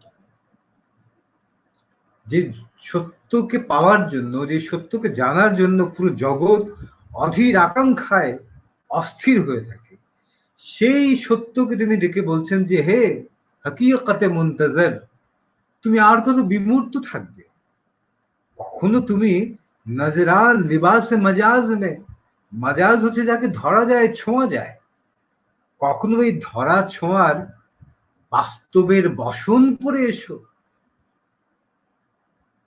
যে সত্যের জন্য জগৎ অধীর হয়ে থাকে, হে সত্য, সেই সত্য তুমি কখনো ধরা ছোঁয়ার বসন পরে আমার সামনে এসো। কারণ হাজার হাজার সেজদা, হাজার হাজার প্রণাম আমার কপালের মধ্যে অস্থির হয়ে আছে তোমার সামনে লুটিয়ে পড়বে বলে। কবি আয়ে হकीकत मुंतजर नजरा लिबास मजाज में, সে অধীর সত্যের অপেক্ষা। কখনো অন্তত তুমি যেভাবে ধরা যায়, ছোঁয়া যায়, সেই ধরা ছোঁয়ার বসন পরে আমার সামনে এসো। কারণ আমার কপালে শত সহস্র প্রণাম, শত সহস্র সেজদা ছটফট করছে। তিনি দেখুন এই গজলেরই আরেকটি শেরের মধ্যে তিনি বলছেন, न कहीं जहां में अमा मिली, जो अमा मिली तो कहां मिली, मेरे जुर्म खाना खराब को तेरे अफ़े बंदा नवाज में। এই জগতে কোথাও কখনো শান্তি পেলাম না। যা ভেবেছি শান্তি এতদিন, তা আসলে শান্তি নয়। ঘর নষ্ট করার যে অপরাধ, এক ঘরে থেমে থাকা কখনো মানব জগতের, মানুষের অস্তিত্বের উদ্দেশ্য হতে পারে না। ফলে বারবার সে ঘর বানায়, বারবার সে ঘর নিজের হাতে সে নিজেই নষ্ট করে দেয়। না পুছো মুঝসে লজ্জত খানুমা बर्बाद रहने की, नशिमन सैकड़ों बनाकर मैंने फूंक डाले। নিজের ঘর ঘর নষ্ট করার যে কি আনন্দ তোমাকে আমি কি বলবো। শত সহস্র এরকম নীড় আমি নিজে বানিয়ে নিজেই পুড়িয়ে ছাই করেছি। এক ঘরে থেমে যাওয়া, একটা নির্দিষ্ট পর্যায়ে এসে থেমে যাওয়া, স্বস্তিতে নিজের গতি, নিজের চলা থামিয়ে দেয়া জীবনকে অর্থহীন করে দেয়। ফলে তিনি বলছেন যে শান্তি পাওয়া গেল না কোথাও। যাকে শান্তি ভেবেছে এতদিন, সে আসলে শান্তি নয়। আমি যে এই নিজের ঘর শত সহস্র নিজে বানিয়ে নিজেই নষ্ট করেছি, সে আসলে শেষ পর্যন্ত শান্তি পেয়েছে তোমার কৃপার ছায়া এসে। তিনি এই গজলেরই একটা শেরের মধ্যে বলছেন যে तू बचा बचा के न रख इसे, तेरा आईना है वो आईना। तू बचा बचा के न रख उसे, तेरा आईना है वो आईना। कि शिकस्ता हो तो अजीज तर है निगाह आईना साज में। এই যে হৃদয় রূপে তোমার যে আয়না, যে কাঁচ, যে কাঁচের মধ্যে তোমার জগতের ছবি পড়ে, তোমার হৃদয় রূপ সেই কাঁচ, এটা ভেঙে যাবে বলে তুমি তাকে যত্ন করে করে আড়াল করে করে বাঁচিয়ে রেখো না। কারণ এই হৃদয় রূপ আয়না যিনি বানিয়েছেন, যে হৃদয় নামে আয়নার মধ্যে তোমার জগতের ছবি পড়ে, এই আয়না যিনি তোমাকে বানিয়ে উপহার দিয়েছেন, তার কাছে এই আয়না ভেঙে যদি টুকরো টুকরো হয়, তাহলে তার কাছে সে আয়না আরো বেশি প্রিয়। কেন এমন? কারণ আয়না যতক্ষণ একটা থাকে তাতে একটাই ছবি পড়ে, কিন্তু সে আয়না যদি ভেঙে টুকরো টুকরো হয়, প্রত্যেকটা ভাঙা টুকরোতে একটা করে আলাদা ছবি পড়ে। ফলে ইকবাল বলছেন তোমার হৃদয় রূপ এই আয়নাকে তুমি বাঁচিয়ে বাঁচিয়ে রেখো না। কারণ তোমার আয়না হচ্ছে সেই আয়না, যে আয়না ভেঙে টুকরো টুকরো হয়ে গেলে আয়নার কারিগরের কাছে তার দাম, তার ভালোবাসা আরো বেশি বেড়ে যায়। ফলে আমি আসলে অনেকের ইকবালের খুদির প্রসঙ্গ, ওই কথাটা আপনারা মানে খুদির সেই বিখ্যাত লাইন তো এসেছে যে खुदी को कर बुलंद इतना कि हर तकदीर से पहले खुदा बंदे से खुद पूछे बता बंदा तेरे रजा क्या है। ওইটা তো খুব প্রচলিত যে মানে খুদি আত্ম, আমার অহম, আমি নিজে, যে আমি সত্তাটা, আমি সত্তা মানে অবশ্যই ছোট আমি নয়, যেটাকে বিবেকানন্দ বললেন যে মানুষের দুটো আমি আছে, ছোট আমি একটা বড় আমি। ছোট আমিটা খুব লাফালাফি করে, কম মাছের জল তো, ফলে ওরই খুব ছটফটানি দেখতে পাওয়া যায়। আর বড় আমি, সে খুব সুস্থির, সে খুব বড় কিছুতেও বিচলিত হয় না, সে খুব নিজের মধ্যেই সে নিজেকে আত্মস্থিত করে রাখে। ফলে তিনি বলছেন যে এই বড় আমির কথাই বলছেন ইকবাল, যে খুদি কো কার বুলন্দ ইতনা, তোমার তুমিকে, খুদিকে, অহমকে এত বুলন্দ করো, এত বড় করো, এত উঁচু করো, যে প্রতিবার যেন ভাগ্য লেখার আগে খোদা নিজে তোমাকে এসে জিজ্ঞাসা করেন, বলো বান্দা কি ইচ্ছা তোমার, এবার তোমার ভাগ্যে আমি কি লিখবো বলো। অর্থাৎ ভাগ্য নিজে যেন আমার নিজের পদতলে এসে আশ্রয় নেয়। খোদা যেন নিজে ভাগ্য লেখার আগে আমাকে বলেন, আমি যেন খোদাকে গিয়ে না বলি আমাকে এটা লেখো, আমাকে ওটা লিখে দাও, আমাকে এটা দাও, আমাকে সেটা দাও দয়া করে, বরং আমার নিজের অস্তিত্বকে যেন, নিজের আমিকে যেন আমি এত বড় করতে পারি, কিন্তু ভাগ্য লেখার আগে খোদা এসে আমাকে নিজে জিজ্ঞাসা করেন, বলো এবার তোমার কি ইচ্ছা, কি লিখবো এবার তোমার ভাগ্যে আমি। তো এটা তো ইকবালের অত্যন্ত বিখ্যাত একখানি শের। তো যে শেরটা এক কথা আপনি শুনে আসছেন, তার গোড়ার কথাগুলো আমি আর একটু বিস্তৃত ভাবে আপনাদের সামনে বলার চেষ্টা করছি। আসলে আমি ইকবালের সেই কথাগুলোকেই আপনাদের সামনে বলার চেষ্টা করছি। তো ইকবাল বলছেন যে দেখো সে একই কথা, যে তোমার হৃদয়কে, হৃদয়ের রূপ কাঁচকে তুমি ভাঙো, আঘাত পাবে বলে তুমি তাকে বাঁচিয়ে বাঁচিয়ে যত্ন করে আলাদা করে সবকিছু থেকে দূরে রেখো না। কারণ সে যদি ভাঙে, তাহলে না ভাঙলে তার মধ্যে একটা ছবি, আর যদি সে ভেঙে যায়, প্রত্যেকটা ভাঙা টুকরোর মাঝে একটা করে আলাদা নতুন নতুন ছবি হয়। ফলে ইকবাল বলতে পারেন যে নালা হ্যাঁ বুলবুলে শরিদা তেরা খাম আভি, नाला है बुलबुले शोरीदा तेरा खाम अभी अपने सीने में इसे और जरा থাম अभी।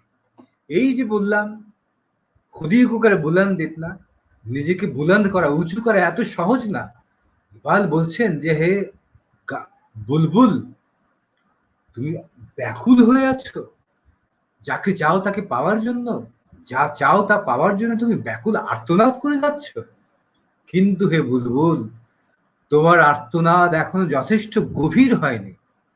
আপনি সিনে মে উসে और जरा থাম अभी, যতক্ষণ না তুমি যা চাচ্ছ তাকে চাওয়ার সমস্ত পথ চেষ্টা করেও ব্যর্থ হওয়া যতক্ষণ তোমার শেষ না হচ্ছে, ততক্ষণ পর্যন্ত তুমি তোমার সে আর্তনাদ যতক্ষণ পর্যন্ত যথেষ্ট গভীর না হচ্ছে, যতটা গভীর হলে তুমি যাকে চাও সেই প্রেমাস্পদের কাছে, যাকে চাও যে তোমার কৃষ্ণ, তুমি যার রাধা, তোমার আর্তনাদ যতক্ষণ ততটা গভীর না হয়, যতটা গভীর হলে তুমি যাকে চাও সে তোমার কাছে নিজেই ছুটে আসে, ততক্ষণ পর্যন্ত আপনি সিনে মে উসে और जरा থাম अभी, ততটুকু গভীর না হওয়া পর্যন্ত হে ব্যাকুল বুলবুল তোমার সে আর্তনাদকে বুকের মাঝে আটকে রাখো।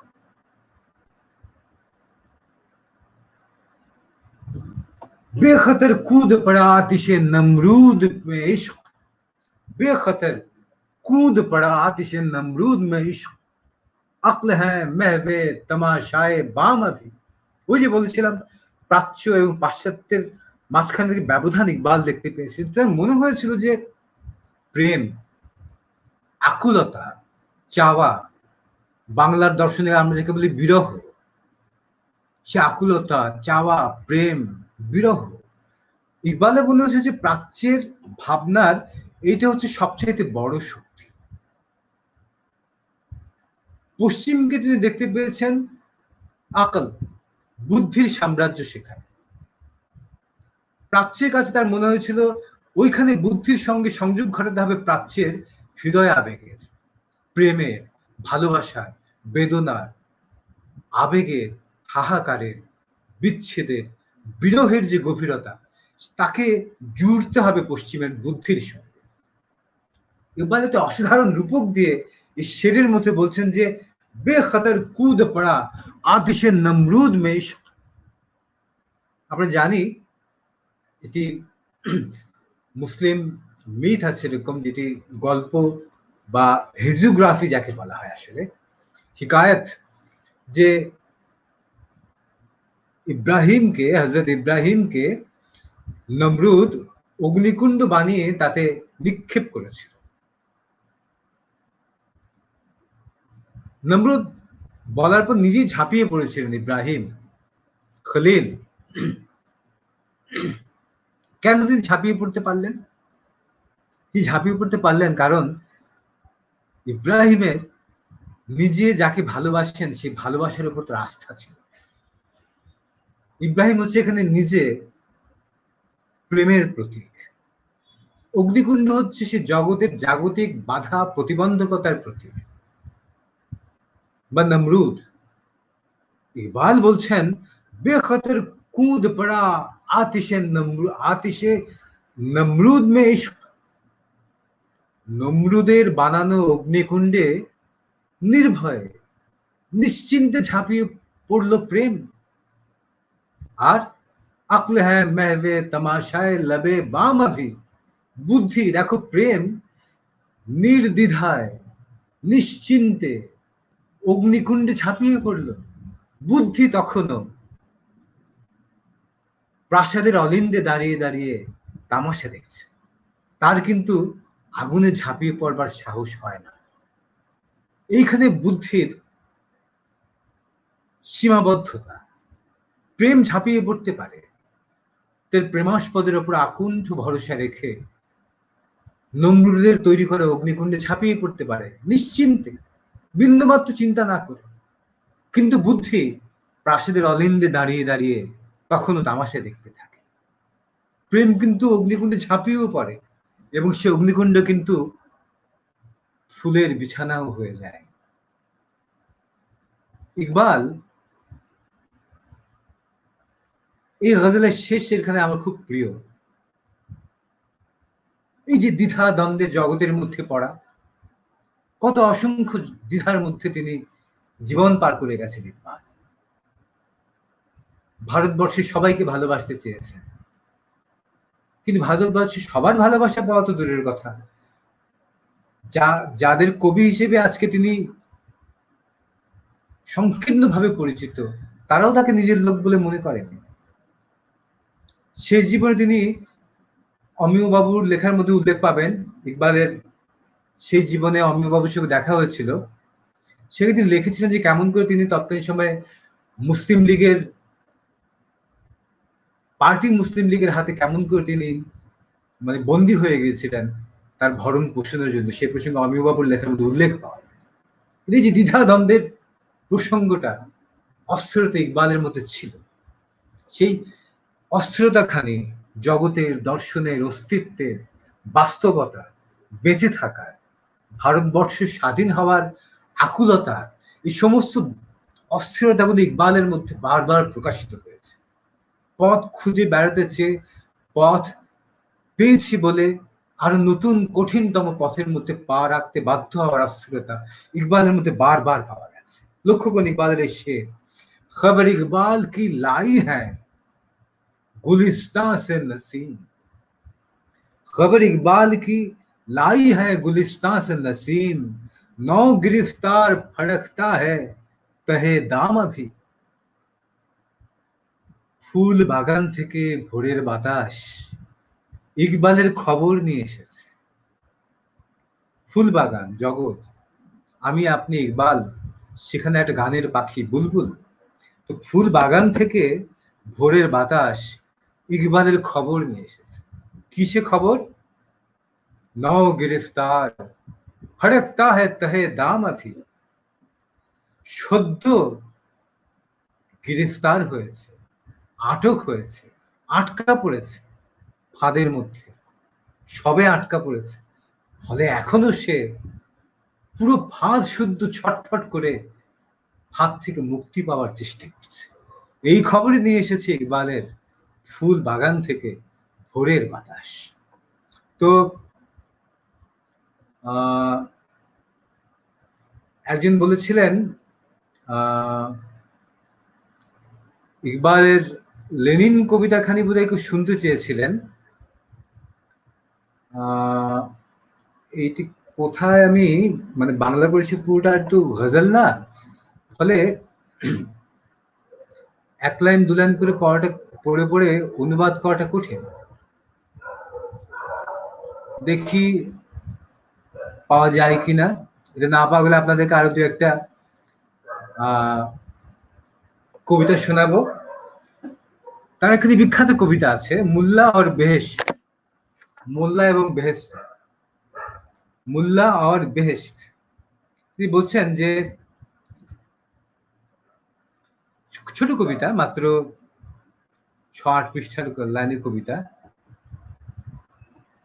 তিনি, मैं भी हाजिर था वहां जब्ते सुखन कर न सका, हक से जब हजरत मुल्ला को मिला हुक्म बहिश्त, अर्ज की मैंने इलाही मेरी तकसीर मुआफ, खुश न आएंगे इससे हूर शराब लबे कश्त, नहीं फिरदौस मकाम जल्ल काल अकवाल, बहसो तकरा के अल्लाह के बंदे की सरिश्त है, बद अमेजी अकवाम मलाल काम इसका, और जन्नत में न मस्जिद न कलीसा न कनिष्ठ।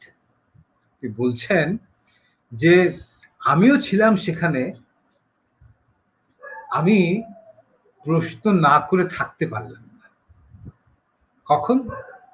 যখন খোদা মোল্লাকে বেহেশত পুরস্কার দিল, তখন আমিও সেখানে ছিলাম। আমি, খোদা যখন মোল্লাকে বেহেশত পুরস্কার দিল, আমি তখন কথা না বলে আর পারলাম না। আমি বিনয়ের সঙ্গে খোদাকে বললাম যে, হে খোদা, অপরাধ নেবেন না, হুর, মদিরা আর এই যে বেহেশতের সবুজ বাগান, এগুলো তো মোল্লার ভাল লাগবে না। তিনি, অর্থাৎ এই ধর্মপ্রচারক, তার সমস্যা হচ্ছে এই যে তিনি কেবলমাত্র ঝগড়াঝাটি, ফেতনা ফেসাদ করে অভ্যস্ত। বেহেশতের মধ্যে তো ঝগড়াঝাটি করবার কোনো জায়গা নেই। আরে আল্লাহর বান্দা, সে তো ঝগড়া তর্ক ছাড়া আর কিছু পারে না, আর কিছু জানেও না। ফলে ইকবাল এই কবিতার শেষে বলছেন যে মোল্লার কাজই হলো জাতি আর সম্প্রদায়ের মধ্যে ঝগড়া লাগানো। আর বেহেস্তের মধ্যে তো মসজিদও নাই, গির্জাও নাই, মন্দিরেও নাই, সেখানে কি নিয়ে ঝগড়া লাগাবে? ফলে মোল্লা আর বেহেস্ত, এই কবিতাখানি বোঝা খুব দরকার ছিল। তিনি আরেক জায়গায় নিজের পরিচয় দিচ্ছেন ইকবাল তার কবিতার মধ্যে, কি হক সে फरिश्तों ने इकबाल की गम्माज़ी, गुस्ताख है करता है फितरत की हिनाबंदी, खाकी है मगर इसके अंदाज है अफलाकी, रूमी है न शामी है न आशी न समरकंदी, सिखलाई फरिश्तों को आदम की तड़प उसने, आदम को सिखाता है आदाब खुदाबंदी। ইকবাল নিজের পরিচয় দিচ্ছেন। পরিচয় কি? যে খোদার কাছে ফেরেশতারা ইকবালের নিন্দা করে গেল। কি নিন্দা? যে ইকবালের এমন ধৃষ্টতা, সে প্রকৃতির অস্থির পায়ে মেহেদির নকশা আঁকতে চায়। লক্ষ্য করে দেখুন শব্দটা, প্রকৃতির পায়ে মেহেদির নকশা আঁকা মানে মানুষ নিজের মতো করে জগতের যে অর্থ আবিষ্কার করে, প্রকৃতিকে সে অর্থ প্রদান করা। ইকবাল বলছেন এই কবিতার মধ্যে যে ফেরেশতারা খোদার কাছে ইকবালের নিন্দা করে গেল। কি নিন্দা? যে এত ধৃষ্টতা ইকবালের, সে প্রকৃতির অস্থির পায়ে মেহেদি এঁকে দিতে চায়। মাটির মানুষ হয়ে এই ইকবাল, সে কিনা স্বর্গের মতো আকাশের মতো আচরণ করতে চায়। সে না রুমের, না সিরিয়ার, না কাশানের, না সামারকান্দের, মানে যেগুলো মুসলিম সভ্যতার সব বড় বড় তীর্থকেন্দ্র, সে রুমের না, যেখানে মৌলানা রুমি জীবন কাটিয়েছেন, কুনিয়ার, সে সামারকান্দের না, সে সিরিয়ার কোথাও না, সেই নিতান্ত ভারতের এক বাসিন্দা। তার কিনা এমন স্পর্ধা ইকবালের, ফেরেশতারা বলছে সে মাটির মানুষ হয়ে কিনা আকাশের মতো আচরণ করে।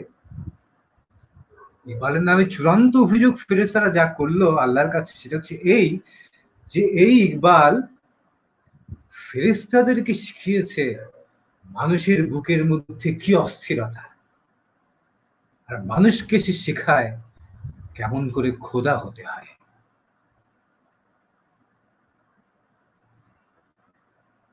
আল্লামা ইকবালের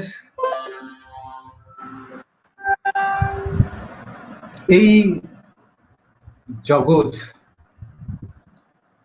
এই ভাবনা আপনাদের সামনে যা বলতে চেয়েছিলাম, বিশ্বাস করুন আমি গোটা 50 কবিতা আলাদা করে রেখেছিলাম, 4-5টাও বলা হলো না। আমার খুব প্রিয় প্রিয় সব গজল ছিল ইকবালের, কি সুন্দর সুন্দর সব প্রিয় গজল, এগুলো কিছুই আপনাদেরকে বলা হলো। পরিশা হোকে মেরি খাক আখির, কি অসাধারণ সব সুন্দর সুন্দর গজল। এই দীর্ঘ সময় নিয়ে ফেলেছি এর মধ্যে প্রায় 1.5 ঘন্টা। এর মধ্যে অনেকেই নিশ্চয়ই ধৈর্যের বাঁধ ছুটে গেছে। আপনাদেরকে আর বেশি বিরক্তও করতে চাই না, কিন্তু ইকবাল সম্পর্কে, তার দর্শনের গভীরতা সম্পর্কে ন্যূনতম ভাবনার উপকরণও যদি আপনাদের সামনে হাজির করতে পারি, তাহলে আমি আজকে ধন্য হব। এবং আমার সবচেয়ে যে সময়টা খারাপ লাগে, আপনাদের সঙ্গে কথা বলে বিদায় নিয়ে যখন যাই, বিদায় নেওয়ার ঠিক পরপর থেকে শুরু হয় আমার যে যে শেরগুলো আমার বলার খুব ইচ্ছা ছিল, সেগুলো মনে পড়া শুরু হয়। বলতে গেলে একটা ফ্লোতে বলে যাইতো, একটা না একভাবে বলে যাইতো, তখন এই কথাগুলো বলার প্রসঙ্গ আসলে আসে না। শুধু কবিতা তো শোনানোর কথা না, কবিতাগুলোকে তো একটা কোনো একটা ছন্দে বাঁধতে হবে। মুক্ত তো আলাদা হয়ে থাকলে তার অর্থ থাকে না, তাকে মালায় গাঁথতে হয়। ফলে আমিও কবিতাগুলো যেগুলো শোনাই, একটা নির্দিষ্ট ভাবনাকে রূপ দেওয়ার জন্য চেষ্টা করে কবিতাগুলোকে সাজানোর চেষ্টা করি, বিনি সুতোর মালায় গাঁথার চেষ্টা করি। তো দু একটা শের বলে আপনাদেরকে আজকে বিদায় নেব। কোন জায়গাতে ইকবাল নিজের ভাবনাকে দেখতে পেয়েছে লক্ষ্য করুন। असर करे ना करे, असर करे ना करे, सुन तो ले मेरी फरियाद।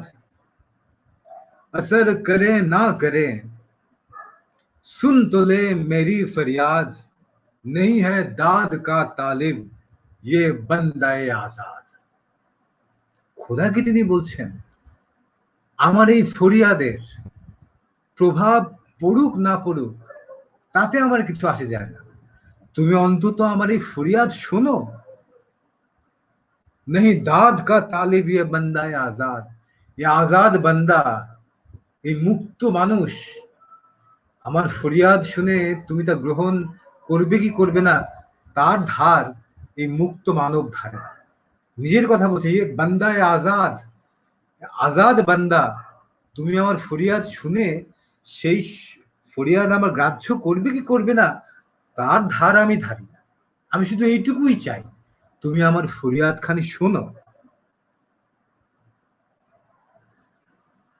কসুরবার নিজেকে বলছেন गरीबुद्दयार, कसूरवार गरीबुद्दयार हूं लेकिन तेरा खराबा फरिश्ते न कर सका आबाद। নাকি তিনি বলছেন আমি অপরাধ করেছি, ফেরেশতা থেকে কোন একটা অপরাধ করার কারণে আদমকে অর্থাৎ মানুষকে তো বেহেশত থেকে বের করে দেয়া হয়, বেহেশত থেকে বের করে দেয়া হয়। গরিবুদ্দয়ার আমি, আমি মানুষ, আমি আদম, আমি গরিবুদ্দয়ার, আমি ঘর হারিয়েছি, আমার ঘর হচ্ছে আমার বেহেশত, স্বর্গ যেখানে আমাকে রেখেছিলে তুমি হে খোদা, সেই ঘর ছাড়া হয়েছে, আমি গৃহহীন, আমি কসুরবার, আমি অপরাধী করেছি, অপরাধী আমি, আমি অপরাধ করেছি বলেই তুমি আমাকে আমার সেই বেহেশতের ঘর থেকে বের করে দিয়েছো, আমি গৃহহীন হয়েছি। কিন্তু মনে রেখো আমি বেহেশত থেকে বের হয়ে আসার পর যে শূন্যতা সৃষ্টি হয়েছে তোমার বেহেশতে, তোমার কোনো ফেরেশতারা সবাই মিলেও সেই শূন্যতা পূর্ণ করতে পারেনি। আমি গৃহহীন, বেহেশত থেকে বের হয়েছি আমি, আমি অপরাধী, সব মানলাম, কিন্তু হে খোদা আমি বেহেশত থেকে চলে আসার পর পুরো বেহেশত যে শূন্য হয়ে গেছে, প্রাণহীন হয়ে গেছে, প্রেমের উত্তাপ সেখানে নেই, এই শূন্যতা কিন্তু তোমার সকল ফেরেশতারা মিলেও পূর্ণ করতে পারেনি। ইকবাল তার আরেক শেরের মধ্যে বলেছিলেন, তার আরেক শেরের মধ্যে তিনি বলেছিলেন খোদাকে দেখে যে দেখো কেমন করে তুমি আমাকে এখন ডাকছো, তোমার স্বর্গ তোমার বেহেশত শূন্য হয়ে গেছে, প্রাণের উত্তাপ সেখানে নেই, ভালোবাসার অস্ত্রতা সেখানে নেই। কারে জাহাं दराज है, खुदा की তিনি বলছেন বাগে বহিশত সে মুঝে হুকমে সফর দিয়া থা কিউ। খোদাকে ইকবাল সরাসরি প্রশ্ন করছেন, শোক পান যেটা বলেছিলাম মনে রাখবেন, বাগে বহিশত সে মুঝে হুকমে সফর দিয়া থা কিউ, কেন হে খোদা তুমি আমাকে বেহেশতের উদ্যান থেকে বের হয়ে যেতে হুকুম দিয়েছিলে। বাগে বহিশত সে মুঝে হুকমে সফর দিয়া থা কিউ, বেহেশতের বাগান থেকে হে খোদা তুমি আমাকে বের হয়ে যাওয়ার হুকুম কেন দিয়েছিলে। কারে জাহাं दराज है अब मेरा इंतजार कर, এখন আমি পৃথিবীতে বহু কাজ, আমার অনেক কাজ, আমার পৃথিবীতে অনেক কাজ আমি সৃষ্টি করেছি, অনেক কাজ আমার ছড়িয়ে ছিটিয়ে আছে। কারে জাহাं दराज है अब मेरा इंतजार कर, এখন তোমার বেহেশতে হে খোদা, এই অপর জগতে হে খোদা তোমার যতই একলা লাগুক আমাকে ছাড়া, আমি তো ইচ্ছে করে বেহেশত থেকে বের হইনি, কেন তুমি আমাকে তোমার বেহেশতের বাগান থেকে বের হয়ে যাওয়ার হুকুম দিয়েছিলে। এখন তোমার যতই একা লাগুক এই পৃথিবীতে এখন আমার অনেক কাজ ছড়িয়ে ছিটিয়ে বাকি আছে, আব মেরা ইন্তজার কর, সে কাজ আমি শেষ করি, ততদিন তুমি আমার জন্য অপেক্ষা করো। এই হচ্ছে ইকবাল, মানুষের সত্তাকে এই গভীরতর জায়গায় উপলব্ধি করবার এক অসাধারণ প্রয়াস, মানুষের সত্তাকে লক্ষ্য করে দেখুন। সবগুলো জায়গায় ইকবালের লক্ষ্য হচ্ছে মানুষ, মানুষ এবং মানুষ, ইনসান। আর অসংখ্য কবিতা আছে এই জায়গাটা দিয়ে, আসলে আরো বহুবার বলা যায় যে ইকবাল কাকে নিয়ে কথা বলছেন, কোন সে মানুষ, কোন খোদা, জীবনের কোন লক্ষ্যের কথা ইকবাল বলছেন, মানুষের কি লক্ষ্য তিনি ভবিষ্যতে দেখতে পাচ্ছেন। তো আর যাই হোক, এইটুকুই আমার আরজ ছিল আজকে আপনাদের সামনে, এইটুকুই বলার ছিল। কথাটা ভুল বললাম, বলার ছিল যেটুকু, আর কিছু বলা হয়নি আসলে, মানে এইটুকুর মধ্যে আমার কথা থামাতে হবে। তবে সারসংক্ষেপেই এই হচ্ছে ইকবালের মানুষ, এই হচ্ছে ইকবালের খুদি, ইকবালের অহম, ইকবালের আমি।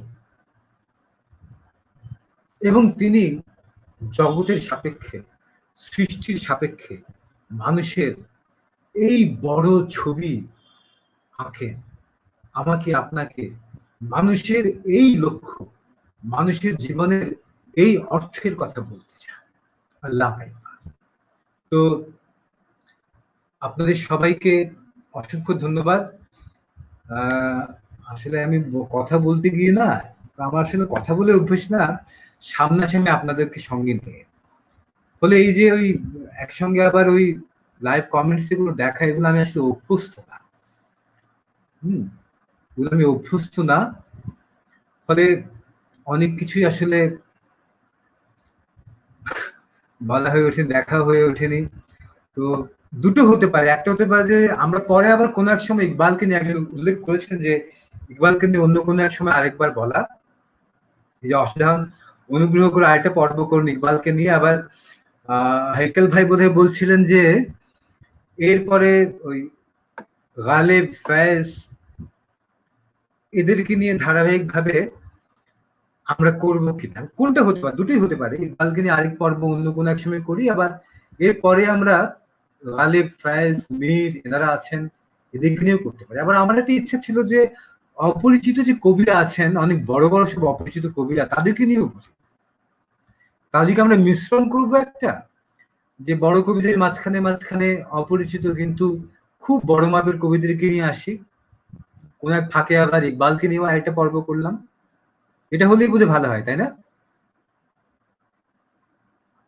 আচ্ছা ঠিক আছে, তাহলে মোটামুটি ভাবে ধরে নিচ্ছি এটাই হচ্ছে, এরকমই করতে পারি আমার সামনে, যে বড় কবিদেরকে নিয়ে বলবো, ইকবালকে নিয়েও কোনো এক সময় একটা পর্ব করব, মীর গালিবের মতো বড় কবি যারা আছেন তাদেরকে নিয়ে বলবো, প্রয়োজন হলে একাধিক পর্বও করতে পারি তাদেরকে নিয়ে। এবং একই সঙ্গে ওই যে বললাম আমাদের কাছে অপরিচিত কিন্তু খুব বড় মাপের যে কবিরা আছেন তাদেরকেও আপনাদের সঙ্গে পরিচয় করে দেওয়ার ধারাবাহিকতাটা একই সঙ্গে চালু রাখবো। তো আজকে তাহলে যাই আপনাদের কাছ থেকে ইকবালের সেই শের, যেটা আপনাদেরকে এক্ষুনি বললাম, আসর করে না করে সুন তো লে মেরি ফরিয়াদ। আজকে যা বললাম তার প্রভাব হোক না হোক, যা বলতে চাই তা বলতে পারি না পারি, আপনারা আমার কথা শুনেছেন তো সবাই, এর জন্য আপনাদের সবাইকে আমার হৃদয়ের অন্তঃস্থল থেকে অসংখ্য অসংখ্য ভালোবাসা, ধন্যবাদ।